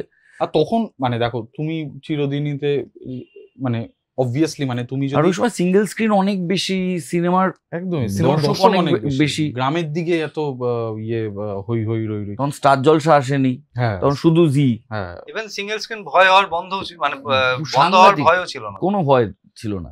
সেইটা এখন আমাদের সময়টা পাল্টে গেছে এখন, মানে আর কি বলবো, মানে এটা মার্কেট সাইজ বড় করা ছাড়া তো আর কোনো উপায় দেখছি না আমাদের। মার্কেট সাইজ মানে জানি না, এনআরআইদেরকে ইনভলভ করে হোক বা কিছু ভাবে হোক, আমার একটা জিনিস মনে হয় যে যেমন ধরো বাংলা ভাষাভাষী তো শুধুমাত্র পশ্চিমবঙ্গ নয়, পশ্চিমবঙ্গের কাজ বাংলাদেশের বেশ কিছু লোকজন দেখে, কিন্তু পশ্চিমবঙ্গের কাজই বাংলাদেশে আমরা খুব বেশি প্রমোট করতে পেরেছি, ওরা নিজেরাই দেখে, হইচইটা সাবস্ক্রাইব করে দেখে, বাদ বাকি যা অ্যাপস আছে, আমরা যে তা বাদ দিয়েও গুয়াহাটির বিরাট বড় মানে আসামের অংশ, ত্রিপুরা বাংলা বলে, ত্রিপুরা, এই টোটাল জোনটাই আমরা কখনোই বাংলাকে প্রমোট করতে দেখিনি অ্যাজ আমাদের এই সিরিজ বা সিনেমার থ্রু। একটা লার্জার অডিয়েন্স আছে, কিন্তু আমাদের কাছাকাছি আছে, তো সেটাকে আমি দেখিনি যে কোনোভাবে এখন এক্সপ্লোর করি, মানে এত বছর হয়ে গেল, মানে এখন যখন এরকম ক্রাঞ্চ চলছে তখন তো অ্যাটলিস্ট উচিত যে মার্কেটটা লার্জ করা ছাড়া তো আমাদের কাছে কোনো অপশন নেই। আর মানে আমি জানি না এইখান থেকে বেরোনোর কোনো উপায় নেই যে কিভাবে আমাদের সমস্ত জিনিসটা চলবে ঠিক করে। আমাদের নেটফ্লিক্সের সাবস্ক্রিপশনের জন্য ভাবছি, ঠিক আছে 1 মাস দেখবো না কি আছে নেটফ্লিক্স। হ্যাঁ, আচ্ছা তাহলে ক্যাথারসিস কি আছে, কি মানে অভিনয় তো করছিস কিন্তু সেটা পেশাও হয়ে গেছে, কোনো একদিন ঘুম থেকে উঠে জ্বর আছে তাহলেও তোকে যেতে হবে, নিজের আনন্দের জন্য কি করিস? নিজের আনন্দের জন্য বন্ধু বান্ধবদের সাথে দেখা করার চেষ্টা করি, প্রতি সপ্তাহে একবার করে, উইকেন্ড করে অ্যাটলিস্ট। বন্ধুদের সাথে দেখা করাটা মনে থাকে, ফেরা মনে থাকে? হ্যাঁ, ফেরা মনে থাকে। না ফেরা মনে থাকে, এখন মনে থাকে। আগে ছোট যখন ছিলাম তখন মনে থাকতো না, হতো এখন মনে থাকে, কিন্তু হ্যাঁ ওটা চেষ্টা করি। ওটা আমার, কারণ আমার বন্ধুরা বেসিক্যালি কেউই ফিল্ম ইন্ডাস্ট্রির নয়, ঠিক আছে, মানে আমার যে ছোটবেলা থেকে যারা বন্ধু, স্কুল লাইফের যারা বন্ধু, কেউই তো ওদের কাছে গিয়ে আমার আর ওই আগলটা থাকে না। হ্যাঁ, মানে আর যেরকম হয় স্কুলের, আমারও তাই, আমার স্কুলের বন্ধু তো এমনিতে যখন আমাদের মানে যখন ধরো শো থাকে তখন রিহার্সাল করাটা একটা বড়, মানে ওটা তো একদম মানে একদম শান্তির জায়গা আর কি, রিহার্সাল করা, শো করা, নাটকের দিন আমি খুব এক্সাইটেড হয়ে থাকি। টিমটাও খুব মজার। হ্যাঁ, আমাদের আর সবাই আমরা সমবয়সী, আমি অনিন্দ, গৌরব টৌরব সবাই সমবয়সী অলমোস্ট। আমার বউ শাশ্বতী, দাদা কাজ করে আমাদের সাথে। তো এই পুরো বিষয়টা মানে খুব, আমার ওইটাও একটা বন্ধু সার্কেল, আমার স্কুলেরটাও একটা বন্ধু সার্কেল, আমার পাড়ারটাও একটা বন্ধু সার্কেল। আমি ছড়িয়ে রেখেছিস। হ্যাঁ, মানে আমি খুব এক্সট্রোভার্ট একটা মানুষ, ঠিক আছে? তো ওই জন্য আমার বন্ধু বানাতে খুব একটা সময় লাগে না। কিন্তু মানে I choose two B with people, মানে যাদের সাথে আমার মানে এই ইন্ডাস্ট্রির তাড়না, এই টাকা পেয়েছিস, এই করেছিস, ওই করেছিস, ওফ বাবা ওই প্রোডাকশন হাউস, এই ডিরেক্টর, এই আলোচনাটা যাতে আমার না হয়, সেটা আমার দুটো জায়গায় হয় একমাত্র, সেটা থিয়েটার এবং আমার স্কুলের বন্ধুত্ব। তো ওটা আমি করি। সিনেমা দেখি প্রচুর, সিরিজ দেখি, যা বেরোয় তাই দেখতে থাকি, রিপিট করি। আমি মারাত্মক সিটকম ফ্যান, মানে আমেরিকান সিটকম, মানে friends, office, big bang theory, how I met, এগুলো প্রচুর দেখি। মানে আমি বোধহয় 4 নম্বর বার অফিস শেষ করলাম এই আগের সপ্তাহে। আমি এখনো I can't gate over that. হ্যাঁ, আর আমার কেন জানি না আমার ভেতর হয় যে if I get something like that, মানে তুমি পরিচালনার কথা বলছিলে, যে কেউ যদি ওরকম লিখতে পারে বা কেউ যদি ওরকম চরিত্র জন্ম দেওয়া ভাবতো। হ্যাঁ, মানে আমার তো খুব ইচ্ছা একটা সিটকম ডিরেক্ট করার। আমার তো ওই ভদ্রলোকের ক্যারেক্টারটা এত প্রিয়, যে সব থেকে আনলাইকেবল, চশমা পড়া, white suit, white Ren Wilson. আর ধরো আমি বলছি যে ওরকমও দরকার নেই, আমাদের চারপাশে কমেডি কম হয়, মানে আমরা, তুমি জানো, তুমি বিজয়গড়ে বড় হয়েছো, আমি অশোকনগরে বড় হয়েছি, মানে কলোনি এরিয়ার কমেডির শেষ নেই।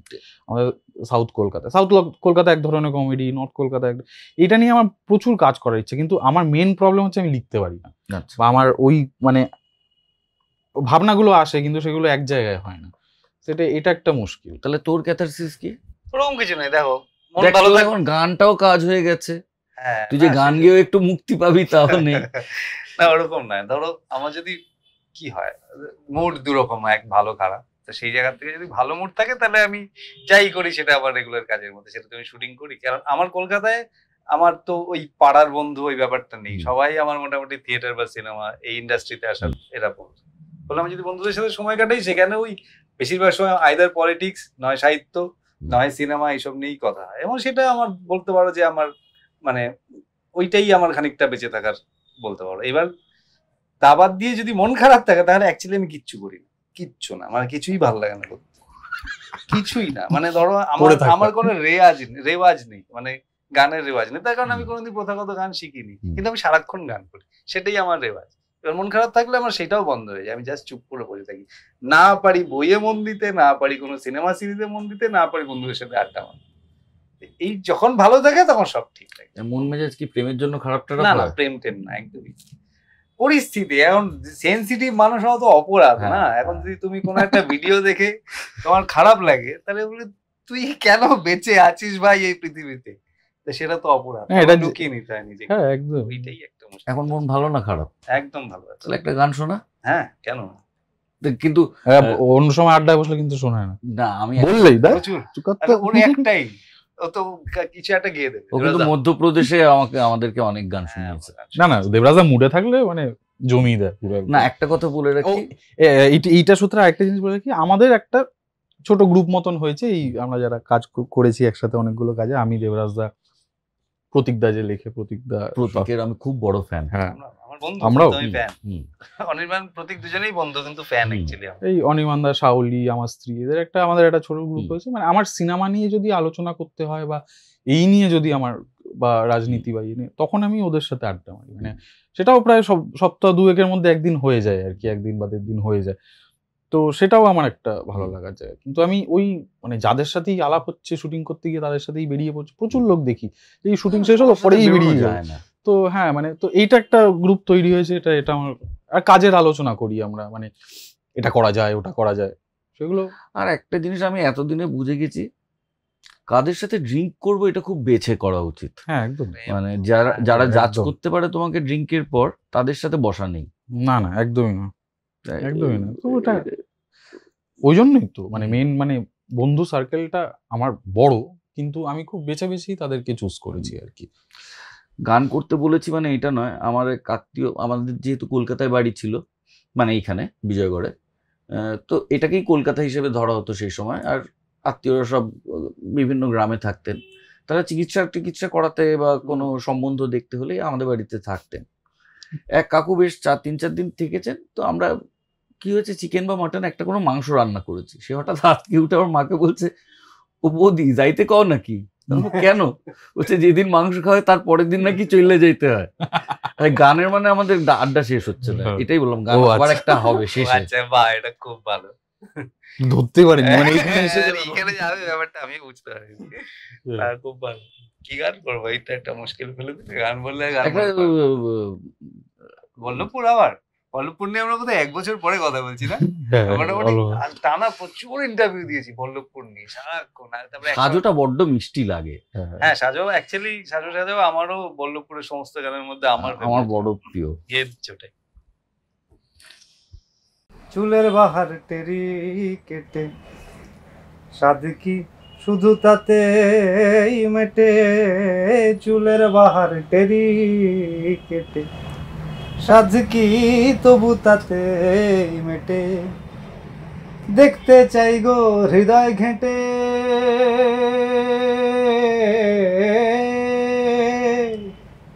দেখতে চাই গো হৃদয় ঘেঁটে, দেখতে চাই গো হৃদয় ঘেঁটে, কোথায় পাতা শীতল পাটি সাজো, সাজাও এমন করে বুঝতে নারী কেমন তুমি, আসল তোমার কতেক খাঁটি, কতেক নকল তোমার মাটি, সাজো সাজাও এমন করে বুঝতে নারী কেমন তুমি, সাজো।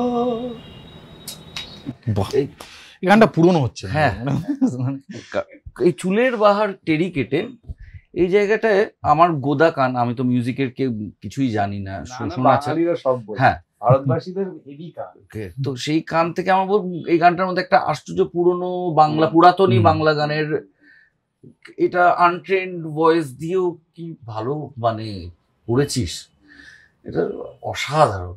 অ্যাকচুয়ালি গানটা যখন সুর করছিলাম, লেখাটাও তো চুলের বাহার টেরি কেটে, তারপরে তার মধ্যে একটা বাবুয়ানি ব্যাপার আছে, মানে বুঝতে নারী কেমন তুমি, বুঝতে না পারি। আমরা একসময় ভেবেছিলাম যে বুঝতে নারী তো বুঝবে না, নারী বলে নারী মনে করবে, বুঝতে না পারি এরকম যদি লেখা যায়। তারপর দেখলাম না থাক, ঠিক আছে, এই যেহেতু এই পুরোনো দিনের বাংলাটা রয়েছে কিছুটা, তাই জন্য আমার ওই সুর করার সময় জিনিসটা ছিল একটু পুরাতনী বাংলায় ঘেঁষা সুর হবে, যেখানে খানিকটা কীর্তন আছে, ফিউশনে আছে, অবশ্যই এটা ফিউশন, এই সময়ের গান যেহেতু সেটা ফিউশনই হবে, কিন্তু ওই জিনিসটা মাথায় ছিল, ফলে সুর করার সময় ওই কীর্তনের টাচগুলো, ওই ছোট্ট মুরগিগুলো লেগেই ছিল গানটার মধ্যে।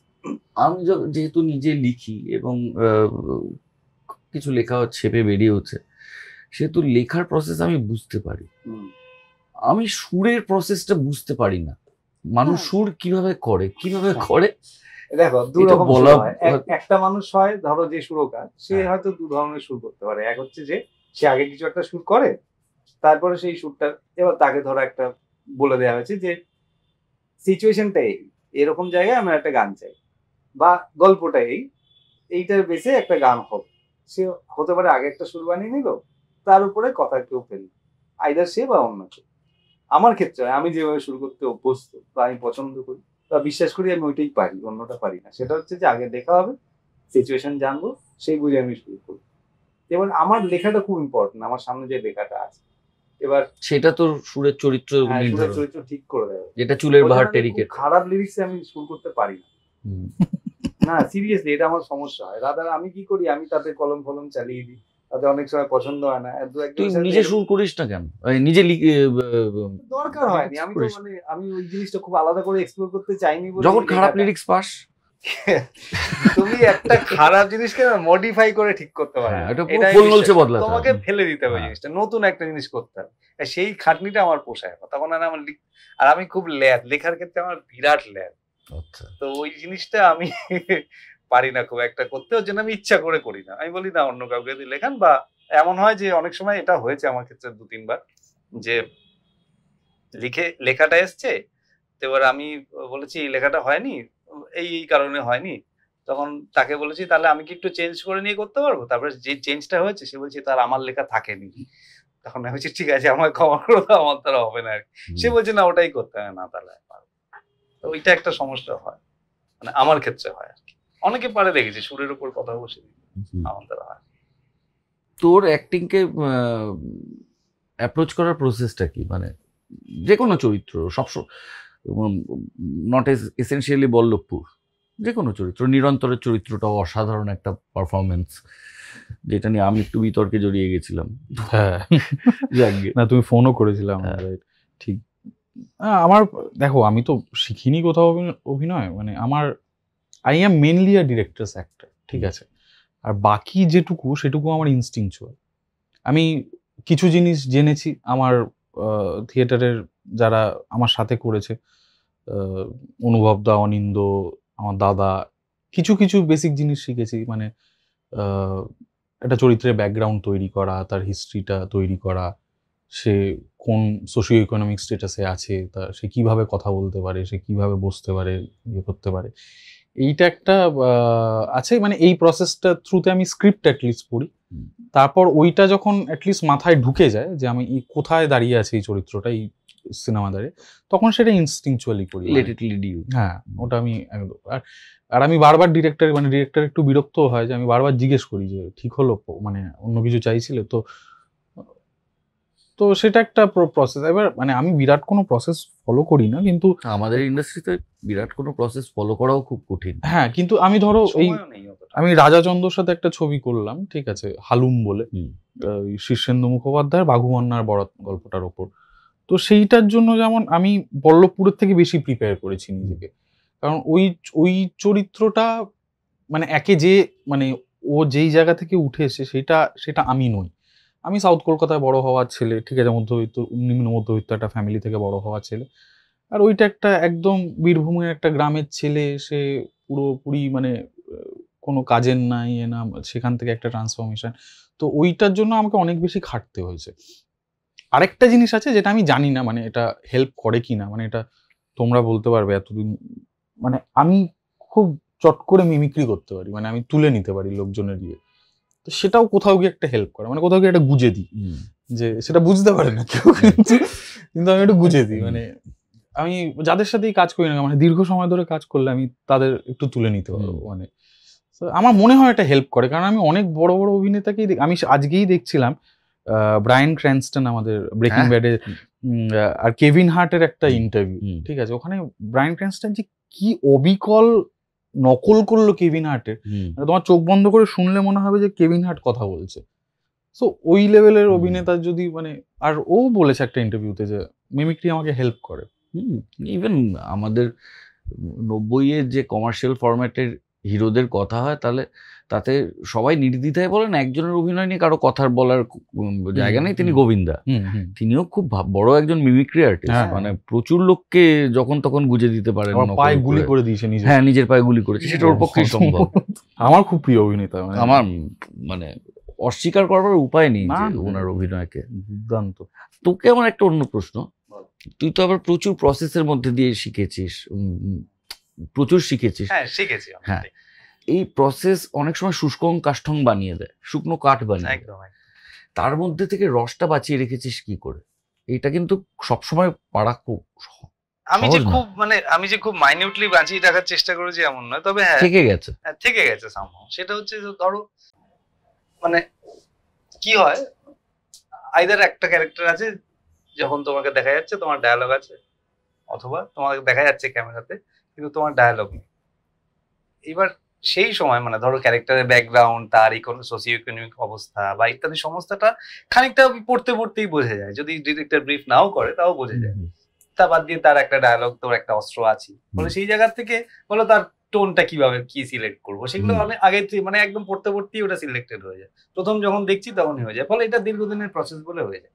তা বাদ দিয়ে যেটা হয় যে আইদার তোমার ডায়ালগ আছে অথবা তোমার ডায়ালগ নেই। তুই ডায়ালেক্ট নিয়ে কেমন? ভালো তুলতে পারিস? ভালো। তুই?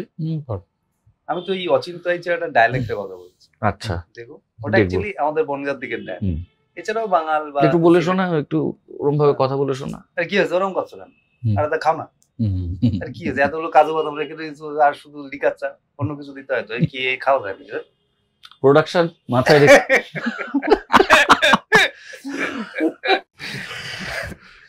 তো ওই আর বাদ বাকি ওই যেটা বলছিলাম যে আইদার তোমার ডায়লগ আছে অথবা নেই, তাও সেই জায়গা থেকে আমি যেটা মানে এটা বলতে পারো, এই শেখাটা না আমি কাউকে শেখাতে পারবো। আমি না ওই একটা এই রেসিপি মনে হয় না না প্রত্যেকের আলাদা। একদমই আলাদা হয়। মানে আমি না সামহাও শিখেছি যে স্পেস ভাইব্রেশন কি করে করতে হয়। মানে ধরো আমি বিশ্বাস করি যে যদি 3 জন লোক থাকে, বাকি 2 জন যদি স্পেস ভাইব্রেশন সামান্য না জানে, তাহলে বাকি 2 জন অনেক কিছু না করলেও লোকে দেখবে আমাকে। এবার সেটা কিন্তু এমন কিছু না করি, জাস্ট তাকিয়ে থেকেই হতে পারে। এবার সেইটা এবার এটা কিন্তু অনেকে জেনে করে অথবা না জেনে করে। এবার আমি যে জানি কাউকে বলতে পারবো না যে আমি কিভাবে জানি বা এটা আমি কিভাবে অ্যাডাপ্ট করেছি। অনেকে না জেনে, যেমন সত্যম খুব ভালো পারে, এটা দারুণ পারে। ও যদি একটা প্রথমবার জানলাম, সিরিয়াসলি আমি দেখেই বলছি।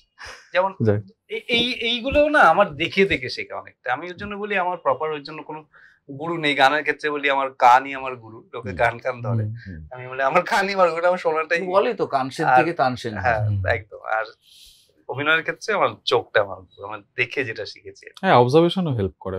মানে এইটাও তো অবজারভেশনই যে কেউ কাউকে মিমিক্রি করতে পারে। খুব ভালো অ্যাক্টরকে দেখেছি যে একেবারে মিমিক্রি করতে পারে, মানে জাস্ট পারে না। খুব ভালো অ্যাক্টর কিন্তু পারে না ওইটা।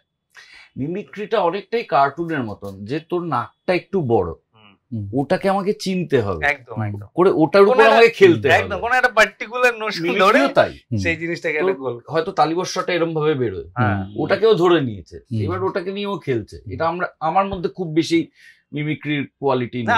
আমি পারি না একদম মিমিক্রি করতে পারি, খুব বাজে করি, চেষ্টা করলে খুব বাজে। আমি নিজে যেটা বুঝেছি, mimicry is kind of like painting a cartoon. তোর একটা বিশেষ তত্ত্ব ধরে সেটাকে নিয়ে আরাম। আমার ওকে ডিফার করতে ইচ্ছে করলো তখন, এটা আমি জানতাম না যে তুই আঁকার বদলে তুই সিরিজ দেখিস বা সিনেমা দেখিস। আমার মনে হয় তো আঁকাটা আরো বেশি হেল্প করতে পারে। যেমন আমার গান জানাটা আমাকে হেল্প করে অভিনয় ক্ষেত্রে। আমি যে শুটের জ্ঞান আছে আমাকে খুব, আমার লেখা আমার অভিনয় কিন্তু একদম একদম করবি। আর একটা অন্য আর্ট ফর্ম যদি প্র্যাকটিস করি না, তাতে আমার সুবিধা হয়, ভ্যারিয়েশন আসে, ক্যাথারসিসের জায়গা তৈরি হয় হয়তো।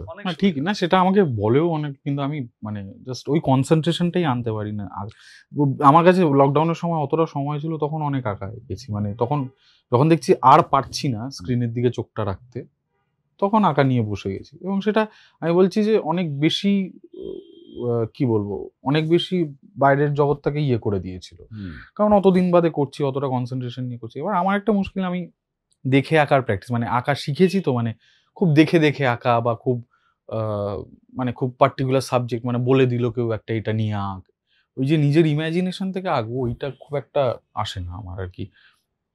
চেষ্টা করলে হবে নিশ্চয়ই, কোনো না কোনো দিন করবো। আমাকে যেমন প্রতীকদা আগের জন্মদিনে আমাকে ওই ফেল্ট পেন আর আঁকার খাতা দিয়েছে যখন নিশ্চয়ই কোনো কারণ আছে। হ্যাঁ, সেটা তুই কর। হ্যাঁ, করবো, একদমই করবো। আমি কেকের একটা দারুণ ইন্টারভিউ দেখলাম, যে ও জীবনে একটা বিস্তীর্ণ সময় অনেক অদ্ভুত অদ্ভুত কাজ করেছে, হয়তো একটু বেশি নেশা ভাঙও করেছে। তখন ইন্টারভিউয়ে জিজ্ঞাসা করেছে যে আপনার কোনো আফসোস হয় না? বলছে কেন হবে, কিছুই ওয়েস্ট যায়নি। একজন অ্যাক্টরের পেশাটা এমনই, ওয়েস্ট হওয়ার মতন কিছু নেই, তো ফেলে দেওয়ার মতন আমাদের জীবনে কিছুই নেই। আমি কোনোটাই রিগ্রেট করি না। আমিও মানে কিছু বছর আগে অবধি খুবই কি বলবো, একটা লাইফস্টাইল লিড করছিলাম। সেগুলো অনেকটা ফ্রাস্ট্রেশনের থেকেও এসছে, যে সন্ধ্যাবেলা করে বাড়িতে বসে আছি, মাথাটা খারাপ হয়ে যাচ্ছে। তখন আমিও করেছি কেকের মতনই, কিন্তু সেটা যে ওয়েস্ট হয়েছে সেটাও অনেক এক্সপিরিয়েন্স দিয়েছে আমাকে। মানে ধরো, মানে কোনো একটা সময় বাড়ি ফিরতে লেট হচ্ছে, রাস্তায় বসে আছি, উল্টো দিকে কেউ একটা বসে আছে, তাকে অনেকক্ষণ ধরে দেখেই যাচ্ছি সে কি করছে। এটা তো হয়তো সাধারণ লোক, কিন্তু তাকে ফলো করা, তার ইয়ে করা, মানে তার অ্যাকশনস গুলো ফলো, এগুলো মানে প্রচুর, এগুলো মাথায় আছে এখন। এগুলো কিন্তু উড়ে যায়নি। মানে আমি ধরো নেশা করেছি বলে যে উড়ে গেল, সেগুলো এমন যায় না, থেকে যায় ওগুলো। তো ঠিক আছে, মানে এভরিথিং, মানে নেশাগুলো কেটে যাবে তো? না না, কিছু কাটবে না। না, আমার মানে সবকিছু যদি না মানে মানে কি বলে অ্যাবজর্ব না করি, তাহলে মানে অভিনয় করে যে মজাটা পাওয়া যায়, সেটা মনে হয় একটা টাইমে সাট করে উড়ে যায়। ঘটেছিল যখন তুই কোনো একটা রিহার্সাল বাঙ্ক করে আন্ডারগ্রাউন্ড মিউজিক দেখতে গেছিলিস, ধরা পড়ে বলেছিলিস I want to enjoy life? এরকম একটা কিছু আছে না ঘটনা? আরে ওই নাটকটায় আমি ছিলাম না, ওই জন্য আমি যেতাম, আমি রেগুলার, মানে এখন অতটা যাওয়া হয় না সত্যি কথা বলতে, মানে কিন্তু আমি আমি দলের ব্যাপারে খুবই সিরিয়াস। মানে অনিন্দ্য যে আমাদের দল মেনলি চালায় এখন, যে সামনে বসে আছে, ওকে জিজ্ঞেস করি, আমি এমনি সিরিয়াস খুব খুব, ঠিক আছে। কিন্তু একটা দিন খুব ইচ্ছে করেছিল আর কি, দৌড় যাই, একটু ভাল লাগছে না। আর তখন ওদের ব্যান্ড খুব শো করতো, মানে ওরাও আমার বন্ধু বান্ধব, আন্ডারগ্রাউন্ড অথরিটি যারা ছিল। তো গেলাম একদিন, কি আছে মানে খুব যে, মানে তারপর থেকে যে খুব, মানে কাজ ছাড়া যে খুব রিহার্সাল কামাই করেছি এমন না। বাবা মার কথা বল একটু দেবরাজ, সত্যম বলিস। আমার বাবা মা, মা হাউস ওয়াইফ, মানে হ্যাঁ মানে সে এটাই চেয়েছে। আর বাবার ক্ষেত্রে যে বাবার বংশের, মানে বাবার পরিবারের সবাই গায়ক, মানে বাবা গায়ক, কাকা, আমার বাবারা 4 ভাই 3 বোন, 7 সবাই শিখেছে দেবরাজা ছাড়া। হ্যাঁ, তারা মানে গায়ক আর কি, এক একজন এক এক রকমের। আমার সুবিধা হয়েছে ওইটাই। তুই যে ছোট থেকে গলা ভালো, এই পরিবার থেকে চাপ ছিল না সে হারমোনিয়াম নিয়ে বস? না, রাদার আমি চাইতে আমি কোনো একটা পারকাশন শিখি, চেষ্টাও করেছিল বাবা, তবলা টবলা দিয়ে। তো আমি 2 মাসের পরে কি ফালতু কি শিখি বলে পালিয়ে যেতাম। যখন কেউ শেখাতে আসতো, নিজেদের লোকের কাছে তো শেখা হয় না ওইভাবে। তা যেটা হতো, আমার ক্ষেত্রে আমার বাবা যেমন কীর্তন গায়, মেজো কাকা গায়ে টপ্পা ঠুমরি, সেজো কাকা গাইতেন ক্লাসিক্যাল, ছোট কাকা গাইতেন। তো মেজো কাকাই ঢুকেছে চুলের বাহার টেরি কেটে, খানিকটা বলতে পারে। আর ছোট কাকা গাইতেন, ছোট কাকা মূলত পারকাশনিস্ট ছিলেন, কিন্তু গাইতেন, তিনি গাইতেন হচ্ছে আধুনিক। ছোট পিসি রবীন্দ্রসঙ্গীত, বড় পিসি রবীন্দ্রসঙ্গীত, এরা গায়। তা কি হয়েছে, আমার নানা রকম কানটা ছোটবেলার থেকে তৈরি হয়ে গেছে। বাড়িতে কিরকম মানে গান? হ্যাঁ, মানে ধরো যদি আসর বসে তো হয়ে গেল, সারাদিন ওইটাই চলবে, চা ছাড়া কেউ কিছু খাবে না, সারাদিন চলবে। আর বাড়ির মা, মজার, হ্যাঁ বাবা হচ্ছে বড়, মায়ের কাছ থাকতো মোটামুটি 70-80 বার চা হবে, বাড়ি ভিড়, মানে পাড়ার লোকজন চলে আসতো, মোটামুটি সারা দিন রাত ধরে গান বাজে। আর আমরাও মানে ভীষণ মজা পেতাম। পরিবেশটা কি ধর্মীয় ছিল নাকি? মানে যেহেতু কীর্তন, তোর বাবার কীর্তন ঠিক ওইরকম কীর্তন না, অ্যাকচুয়ালি কীর্তন মানে যে কি রতন। তো হ্যাঁ, এই মানে কীর্তন অ্যাকচুয়ালি খুব সুন্দর, কীর্তন অনেক প্যাটার্নের হয়। কীর্তন বলতে শুধুমাত্র যে ভগবান ওরিয়েন্টেড কীর্তন, তাছাড়া বাদ দিয়ে শরীর নিয়ে অনেক রকম কীর্তন। তো সেই অনেক রকম কীর্তনই বাবা করতেন আর কি। হ্যাঁ, আমি ধর্মীয় মানে এমন বলছি না যে একেবারেই কনজারভেটিভ নয় আমাদের পরিবার বা কিছু, রাদার বলতে পারো যে বেশ ভগবান ওরিয়েন্টেড। আমাদের বাড়িতে পুজোও হয়, রাদার আমি একটু বিচ্ছু আর কি, কিছুই মানেনি, ছোটবেলাতে কমিউনিজমে বিশ্বাস করেছি ইত্যাদি ইত্যাদি। তো বইতেও হয়েছিল, সেসব ফেলে দিয়েছি। আমারও হয়েছিল ছোটবেলায়, আমার নেই এখন আর। প্রথম 3 দিনের মাথায় যে মা ছাড়া কারোর মুখ দেখা যায় না, তার মধ্যেই কে বন্ধু দাদার বিয়ের খাসির মাংস খেয়ে এসেছি লুকিয়ে লুকিয়ে। আমি ওই সাইকেলটা পাওয়া অবধি মেনটেন করেছিলাম, পিসি প্রমিস করেছিল সাইকেল দেবে, সেই 1 মাস মুরগি খাইনি। আমারও না, বইতের পরে আমি সাইকেল পেয়েছি। ওইটাই তো ট্র্যাপ ছিল, নাহলে ন্যাড়া হবে কেন? আর ওই সময় ন্যাড়া তো যৌবন, পাশের পাড়ায় বুলটি আছে, ঠিক একদম, বেলটা বাজাতে আর সেই সময় সাইকেলটাও মানে সাইকেল আর ঘড়ি এই দুটো ছিল উৎকোচ। একদম, সাইকেল ঘড়িটা পরে মোটামুটি। আর আমি কোয়েট স্কুলে পড়িনি, আমার boys Naktala high school, boys school, আর ওই পাশে ছিল হচ্ছে গার্লস স্কুল।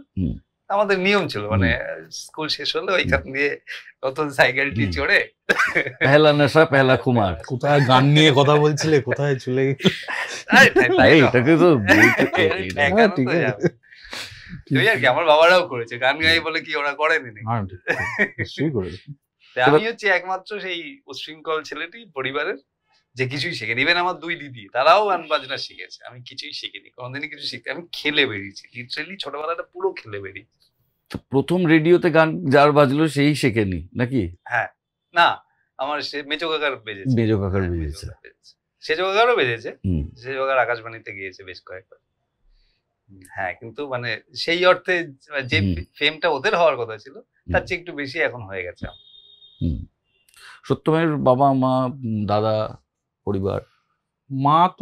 মা হাউস ওয়াইফই, কিন্তু আমাদের ফ্যামিলিটা মানে খুব কালচারালি খুব সাউন্ড আর কি। মানে আমার মা যেমন ছোটবেলা থেকে নাটক দেখছিস, হ্যাঁ, তখন না মায়ের দিকের ফ্যামিলিও, মানে আমার দিদা খুব দারুণ আঁকতেন, ঠিক আছে, আমার দাদু গান গাইতেন, হারমোনিয়াম বাজিয়ে, মানে বাড়িতে স্টুডেন্টরা আসতো, মাও খুব ভালো গান গাইতো। তো এই বিশেষ করে আমরা আসার পর, আমি আর দাদা আসার পর ওটা ওই প্র্যাকটিসটা একেবারেই বন্ধ হয়ে যায়। আবার রিসেন্টলি কিছুদিন আগে শুরু করেছিল, একটা গানের ক্লাস জয়েন করেছিল, একটা গ্রুপ আর কি, মানে তারা বিভিন্ন ফাংশনে গায়।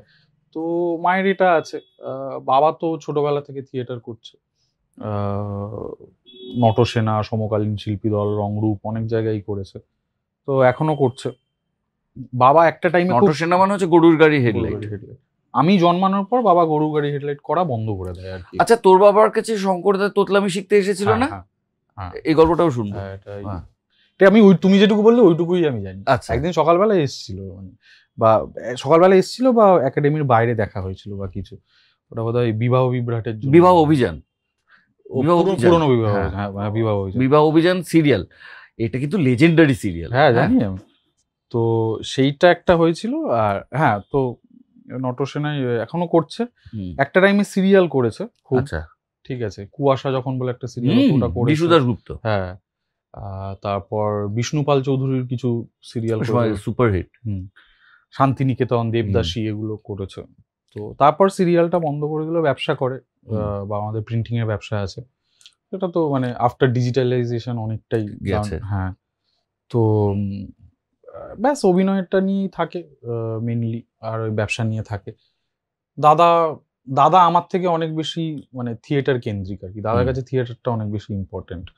ওই জন্য মানে দাদা টুকটাক পার্ট টাইম জব করে বা ইয়ে করে ও যাতে থিয়েটারটাও স্মুথলি করতে পারে, ও সেটার ব্যবস্থাটা মানে ওর কাছে বেশি ইম্পর্টেন্ট।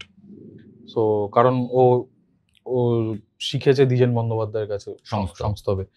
তো তারপর দ্বিজেন স্যার মারা যাওয়ার পর এখন ওই গ্রুপের অনেকটা গুরুদায়িত্বই দাদার উপর। আমি না অন স্টেজ ওরকম কাউকে খুব একটা দেখিনি, আর আমি আসবে কিনা আর জানিও না। আমি অন স্টেজে ওরকম সিমলেস, ওরকম সিল্কের মতন।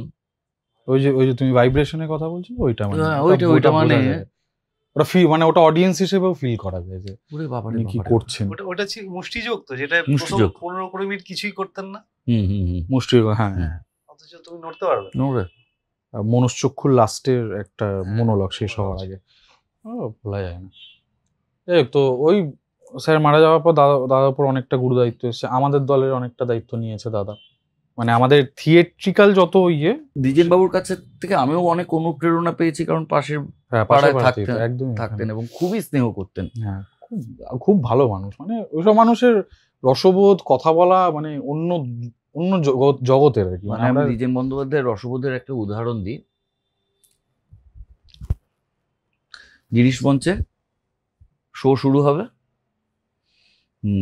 ওই দোতলার মেকআপ রুমটাতে বসে আছে দ্বিজেনদা, একজন দৌড়তে এসছে, দাদা ফার্স্ট বেল দিয়ে দিয়েছি।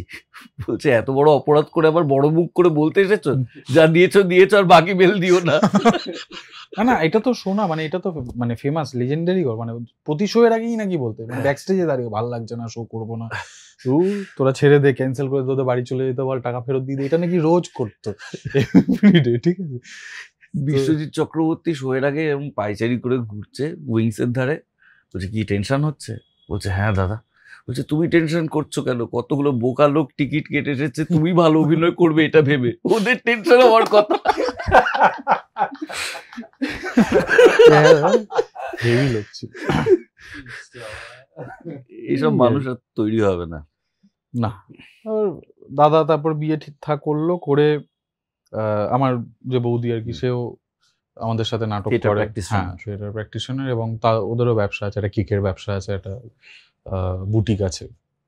আমার স্ত্রীও, শাশ্বতীর কথা বলে, শাশ্বতীর সাথে প্রেম 8 বছর, তারপর এই বছর বিয়ে হলো জানুয়ারিতে, তারপর আছি একসাথেই আছি।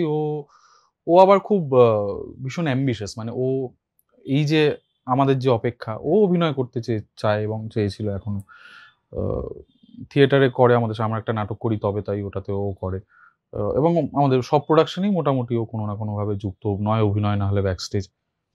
তো কিন্তু ওর একটা সার্টেন কাইন্ড অফ, মানে ওর ওই অ্যাসিওরেন্সটা লাগে যে মানে আমি মাস গেলে একটা টাকা পাচ্ছি। তো সেই ক্ষেত্রে ওর অনেক ছোটবেলা থেকেই কাজ করা শুরু করে।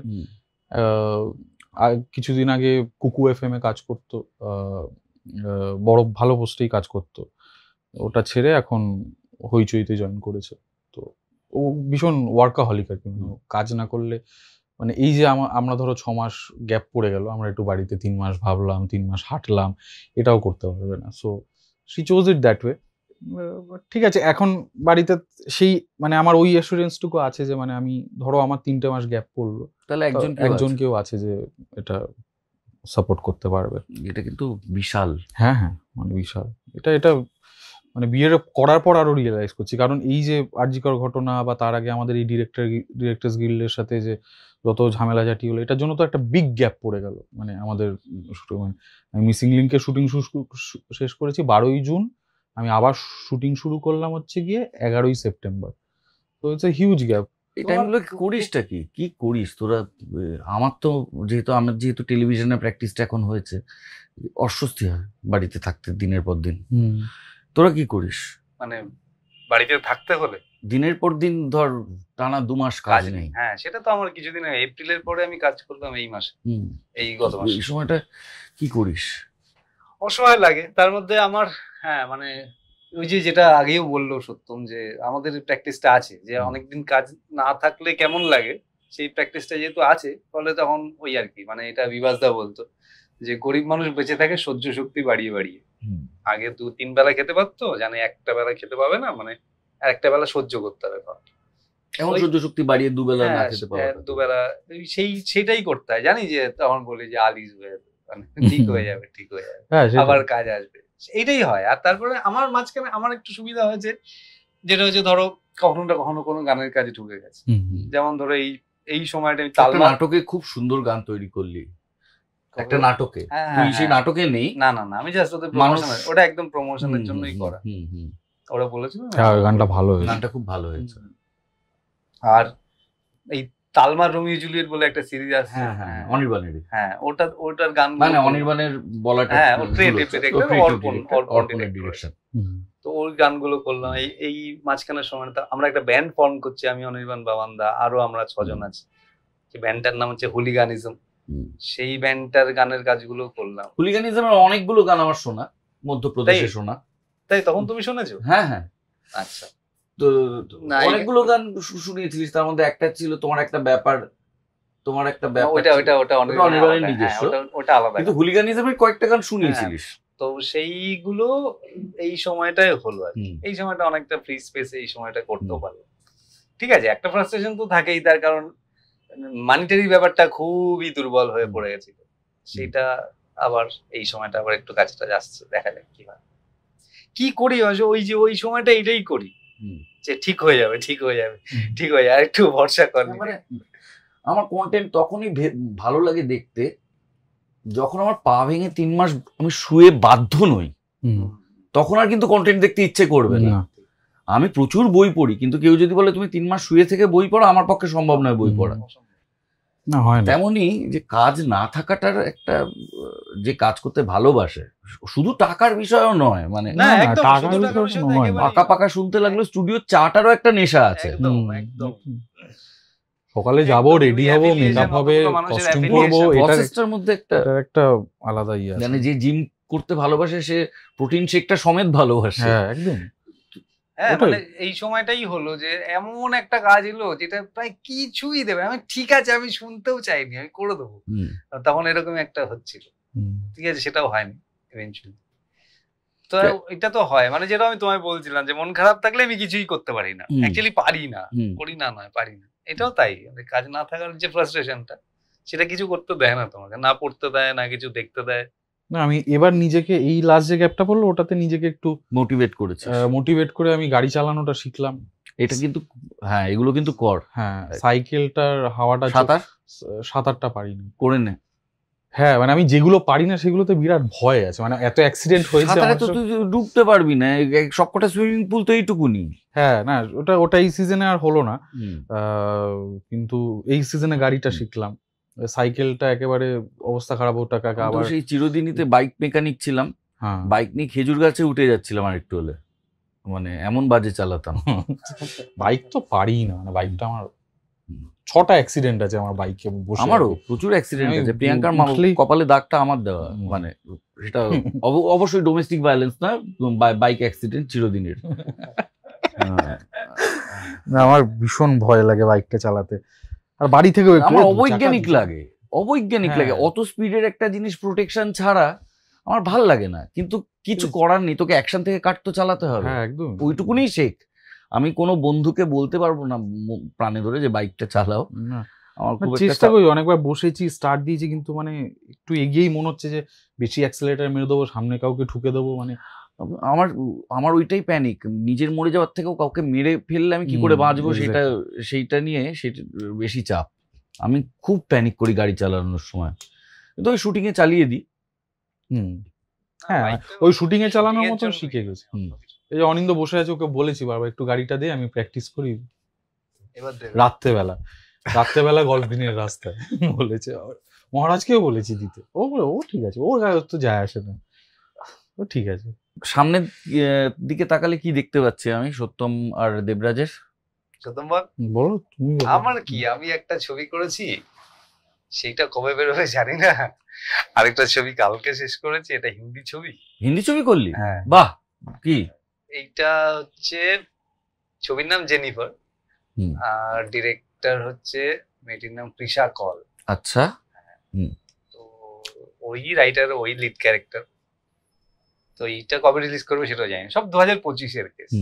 আর আগামীতে কয়েকটা কাজ আছে, যেমন ভূত তেরিকি বলে একটা সিরিজ হবে, সেটাই করব। ভূত তেরিকি? ভূত, হ্যাঁ, হইচই? খুব হ্যাঁ মজার সিরিজ। বুঝতে পারছি সেটা। আবার একটা হরর কমেডির জনারে। হ্যাঁ, ওই রকমই একটা, এটা খুবই মজার। ওটাতে গানও করছে। এই মোটামুটি আমার তালমার রোমিও জুলিয়েটের কথায় ইয়ের সাথে মিট করলাম, যে লেখক দুর্বার, এত ভালো লেগেছে, আর এত ভালো অভিনেতা, খুব ভালো। আমার খুব ভালো লাগছে যারা আসছে, মানে বল্লভপুর দিয়ে থেকে মাস অডিয়েন্স তোদেরকে চিনলো, সুহত্র, অনুজয়, দুর্বার, নিউ ব্যাচ অফ অ্যাক্টার্স, ভাস্কর যার কথা তুই বললি, ভাস্কর এত ভালো তাকিয়ে থাকার মতন অভিনেতা। কোরক সামন্ত, কোরক মন্দারের থেকে, হ্যাঁ কোরক মন্দার থেকে এলো, তারপর এইটাতে পদাতিকে এত ভালো কাজ করলো, এত ভালো লাগছে সামনের দিকে তাকাতে। ঋষিকেশ করলি তো? ঋষিকেশ মুখার্জি খুবই ছোট চরিত্র, ওই দেখেছি আমি, কিন্তু পদাতিক আমার খুব পছন্দের একটা কাজ হয়ে রইলো, মানে খুব ভালো হয়েছে ছবিটা। আচ্ছা, সামনের দিকে তাকালে আমি সেটাই বলছিলাম যে তোদের কথা, তুমি একটা ছবি করো যেটা আমরা সবাই পাঠ করি, শোলে হয়ে যাবে, মানে এতজন যাদের নাম বললাম তারা এমন অ্যাক্টার। আরে শোলে হয়েছে অনেক পরে। তখনই আমার মনে হচ্ছিল, যেটা আমি ভুলে গেছিলাম বলতে, সেটা হচ্ছে ছোট ক্যারেক্টার নিয়ে। ছোট ক্যারেক্টার নিয়ে ছোট ভাবেই দেখা হয়, ফলে ছোট ক্যারেক্টার করতে কোনোদিন আপত্তি থাকার কথা নয় কারণ, মানে যে শুধু অ্যাক্টিং এর বুভুক্ষ হয় খানিকটা অভিনয়, তো সে করবে, মানে আমরা যে কেউই করবো, ডিপেন্ড করবে সেই তাই কথা। দেখ, আমি কিন্তু তোকে একবার দেখে বুঝে গেছি যে এটা ঋষিকেশ মুখার্জি হচ্ছে, কোথাও তো বলা নেই, কারণ মৃণাল ছাড়া আর কারো নাম ইউজ করা যাবে না, কিন্তু এমন ভাবে প্লেসড আছে ক্যারেক্টার গুলো, সেটা একটা শট হলেও বোঝা যাচ্ছে যে এটা ঋষিকেশ। বলছে বম্বেতে চলে যাচ্ছে, যে জানে, এবার সবাইকে প্যারাডাইস ক্যাফেতে কি হতো তার পড়াশোনা যদি না থাকে তো বোঝানো সম্ভব নয় জনে জনে, সেটা বাকিরা বুঝবে না। কিন্তু আমি যেহেতু ভালোবাসি সিনেমা নিয়ে পড়তে বা এমনি ইন জেনারেল, আমার কিন্তু বুঝতে অসুবিধা হয়নি, ফলে ওই একটা শট ওয়াজ ওয়ার্থ ইট, করা উচিত। তো আমার মনে হচ্ছিল হ্যাঁ, মানে করাই যায় না। আর যখন অ্যাসোসিয়েশন তৈরি হয়, কয়েকটা বড় চরিত্র, দুটো ছোট চরিত্র, সব ব্যালেন্স আউট হয়ে যায়, সেইভাবেই এগোতে হবে। সো আরেকটা গান কর, একটা সত্যম কিন্তু ভালো গান করে। হ্যাঁ তাই তো, প্লিজ। খুব অভিনয় করে বেশি, প্লিজ। সত্যম কি ভালো গান করে? মন মাঝিরা যখন করে, এই সময় করি না, মন মাঝিরা যখন করে অন্য সময় গান করি। আচ্ছা আচ্ছা আচ্ছা, অন্য সময় গান করি, ওটা ওই ওই ওই ওই স্কেলটা আমাকে ধরতে হবে। কীর্তন বা কিছু করবি দেখি, তোর কি ইচ্ছে? কীর্তন না, আমি একটা নাটকের গান করেছিলাম, অরুণ বাবুর ডিরেকশন ছিল, ওই হ্যাঁ অরুণ মুখোপাধ্যায়, খড়ির গন্ডি, সেটাতে আমি গানের শুট করেছি। খড়ির গন্ডি তো সাংঘাতিক প্রোডাকশন, পুরনো নয়, অরুণ বাবু খড়ির গন্ডি একবারই করেছে, মিনারবা রেপার্টরি। সেটাই আমার লাস্ট প্রোডাকশন ছিল মিনারবা, ওটা একটা গান ছিল। খড়ির গন্ডি তো একটা কিছু ট্রান্সলেশন না, ককেশিয়ান চকসার, তো সেইটার গানগুলো আমি করেছিলাম, 6খানা চরিত্র করতাম প্লাস গানগুলো করেছি। আমি গাইতাম, তার একটা গান আমি করছি। জলের কাছে বলো কথা, কেঁদো না আর মেয়ে, নদীর জলে ভাসে অমুক, দেখো তুমি চেয়ে। জলের কাছে বলো কথা, কেঁদো না আর মেয়ে, নদীর জলে ভাসে মুখ, দেখো তুমি চেয়ে। কোলের শিশু বড় হলো চোখের জলে নে, কোলের শিশু বড় হলো চোখের জলে নে, নদীর জলে ভাসে মুখ, দেখো তুমি চেয়ে। জলের কাছে বলো কথা, কেঁদো না আর মেয়ে, নদীর জলে ভাসে মুখ, দেখো তুমি চেয়ে। অসাধারণ আড্ডা হলো, একটা অসাধারণ গল্পগুজব হলো, এবং যাদের দিকে তাকিয়ে থাকি অভিনয় এবং ভালো কাজের জন্য, তাদের জীবনটা একটু জানতে পারলাম। পরের এপিসোডে আবার দেখা হবে। আপনারা, আমি জানেন এইগুলো পারি না, কি লাইক শেয়ার সাবস্ক্রাইব ওসব একটু প্লিজ করে নেবেন। দেখেছেন গরিব শিল্পী, গেঞ্জি কেনার টাকা ছিল না, বংমেড দিয়েছে, অত্যন্ত দয়া করেছে। বংমেডের গেঞ্জি বংমেডের ওয়েবসাইটে গিয়ে খুঁজে নেবেন, দারুণ দারুণ সব গেঞ্জি পাবেন। ধন্যবাদ। ব্লু টিক আছে, ব্লু টিক এমনিতে আমার নেই, যে আমাদেরও দুটো চাই। আমার পাবো।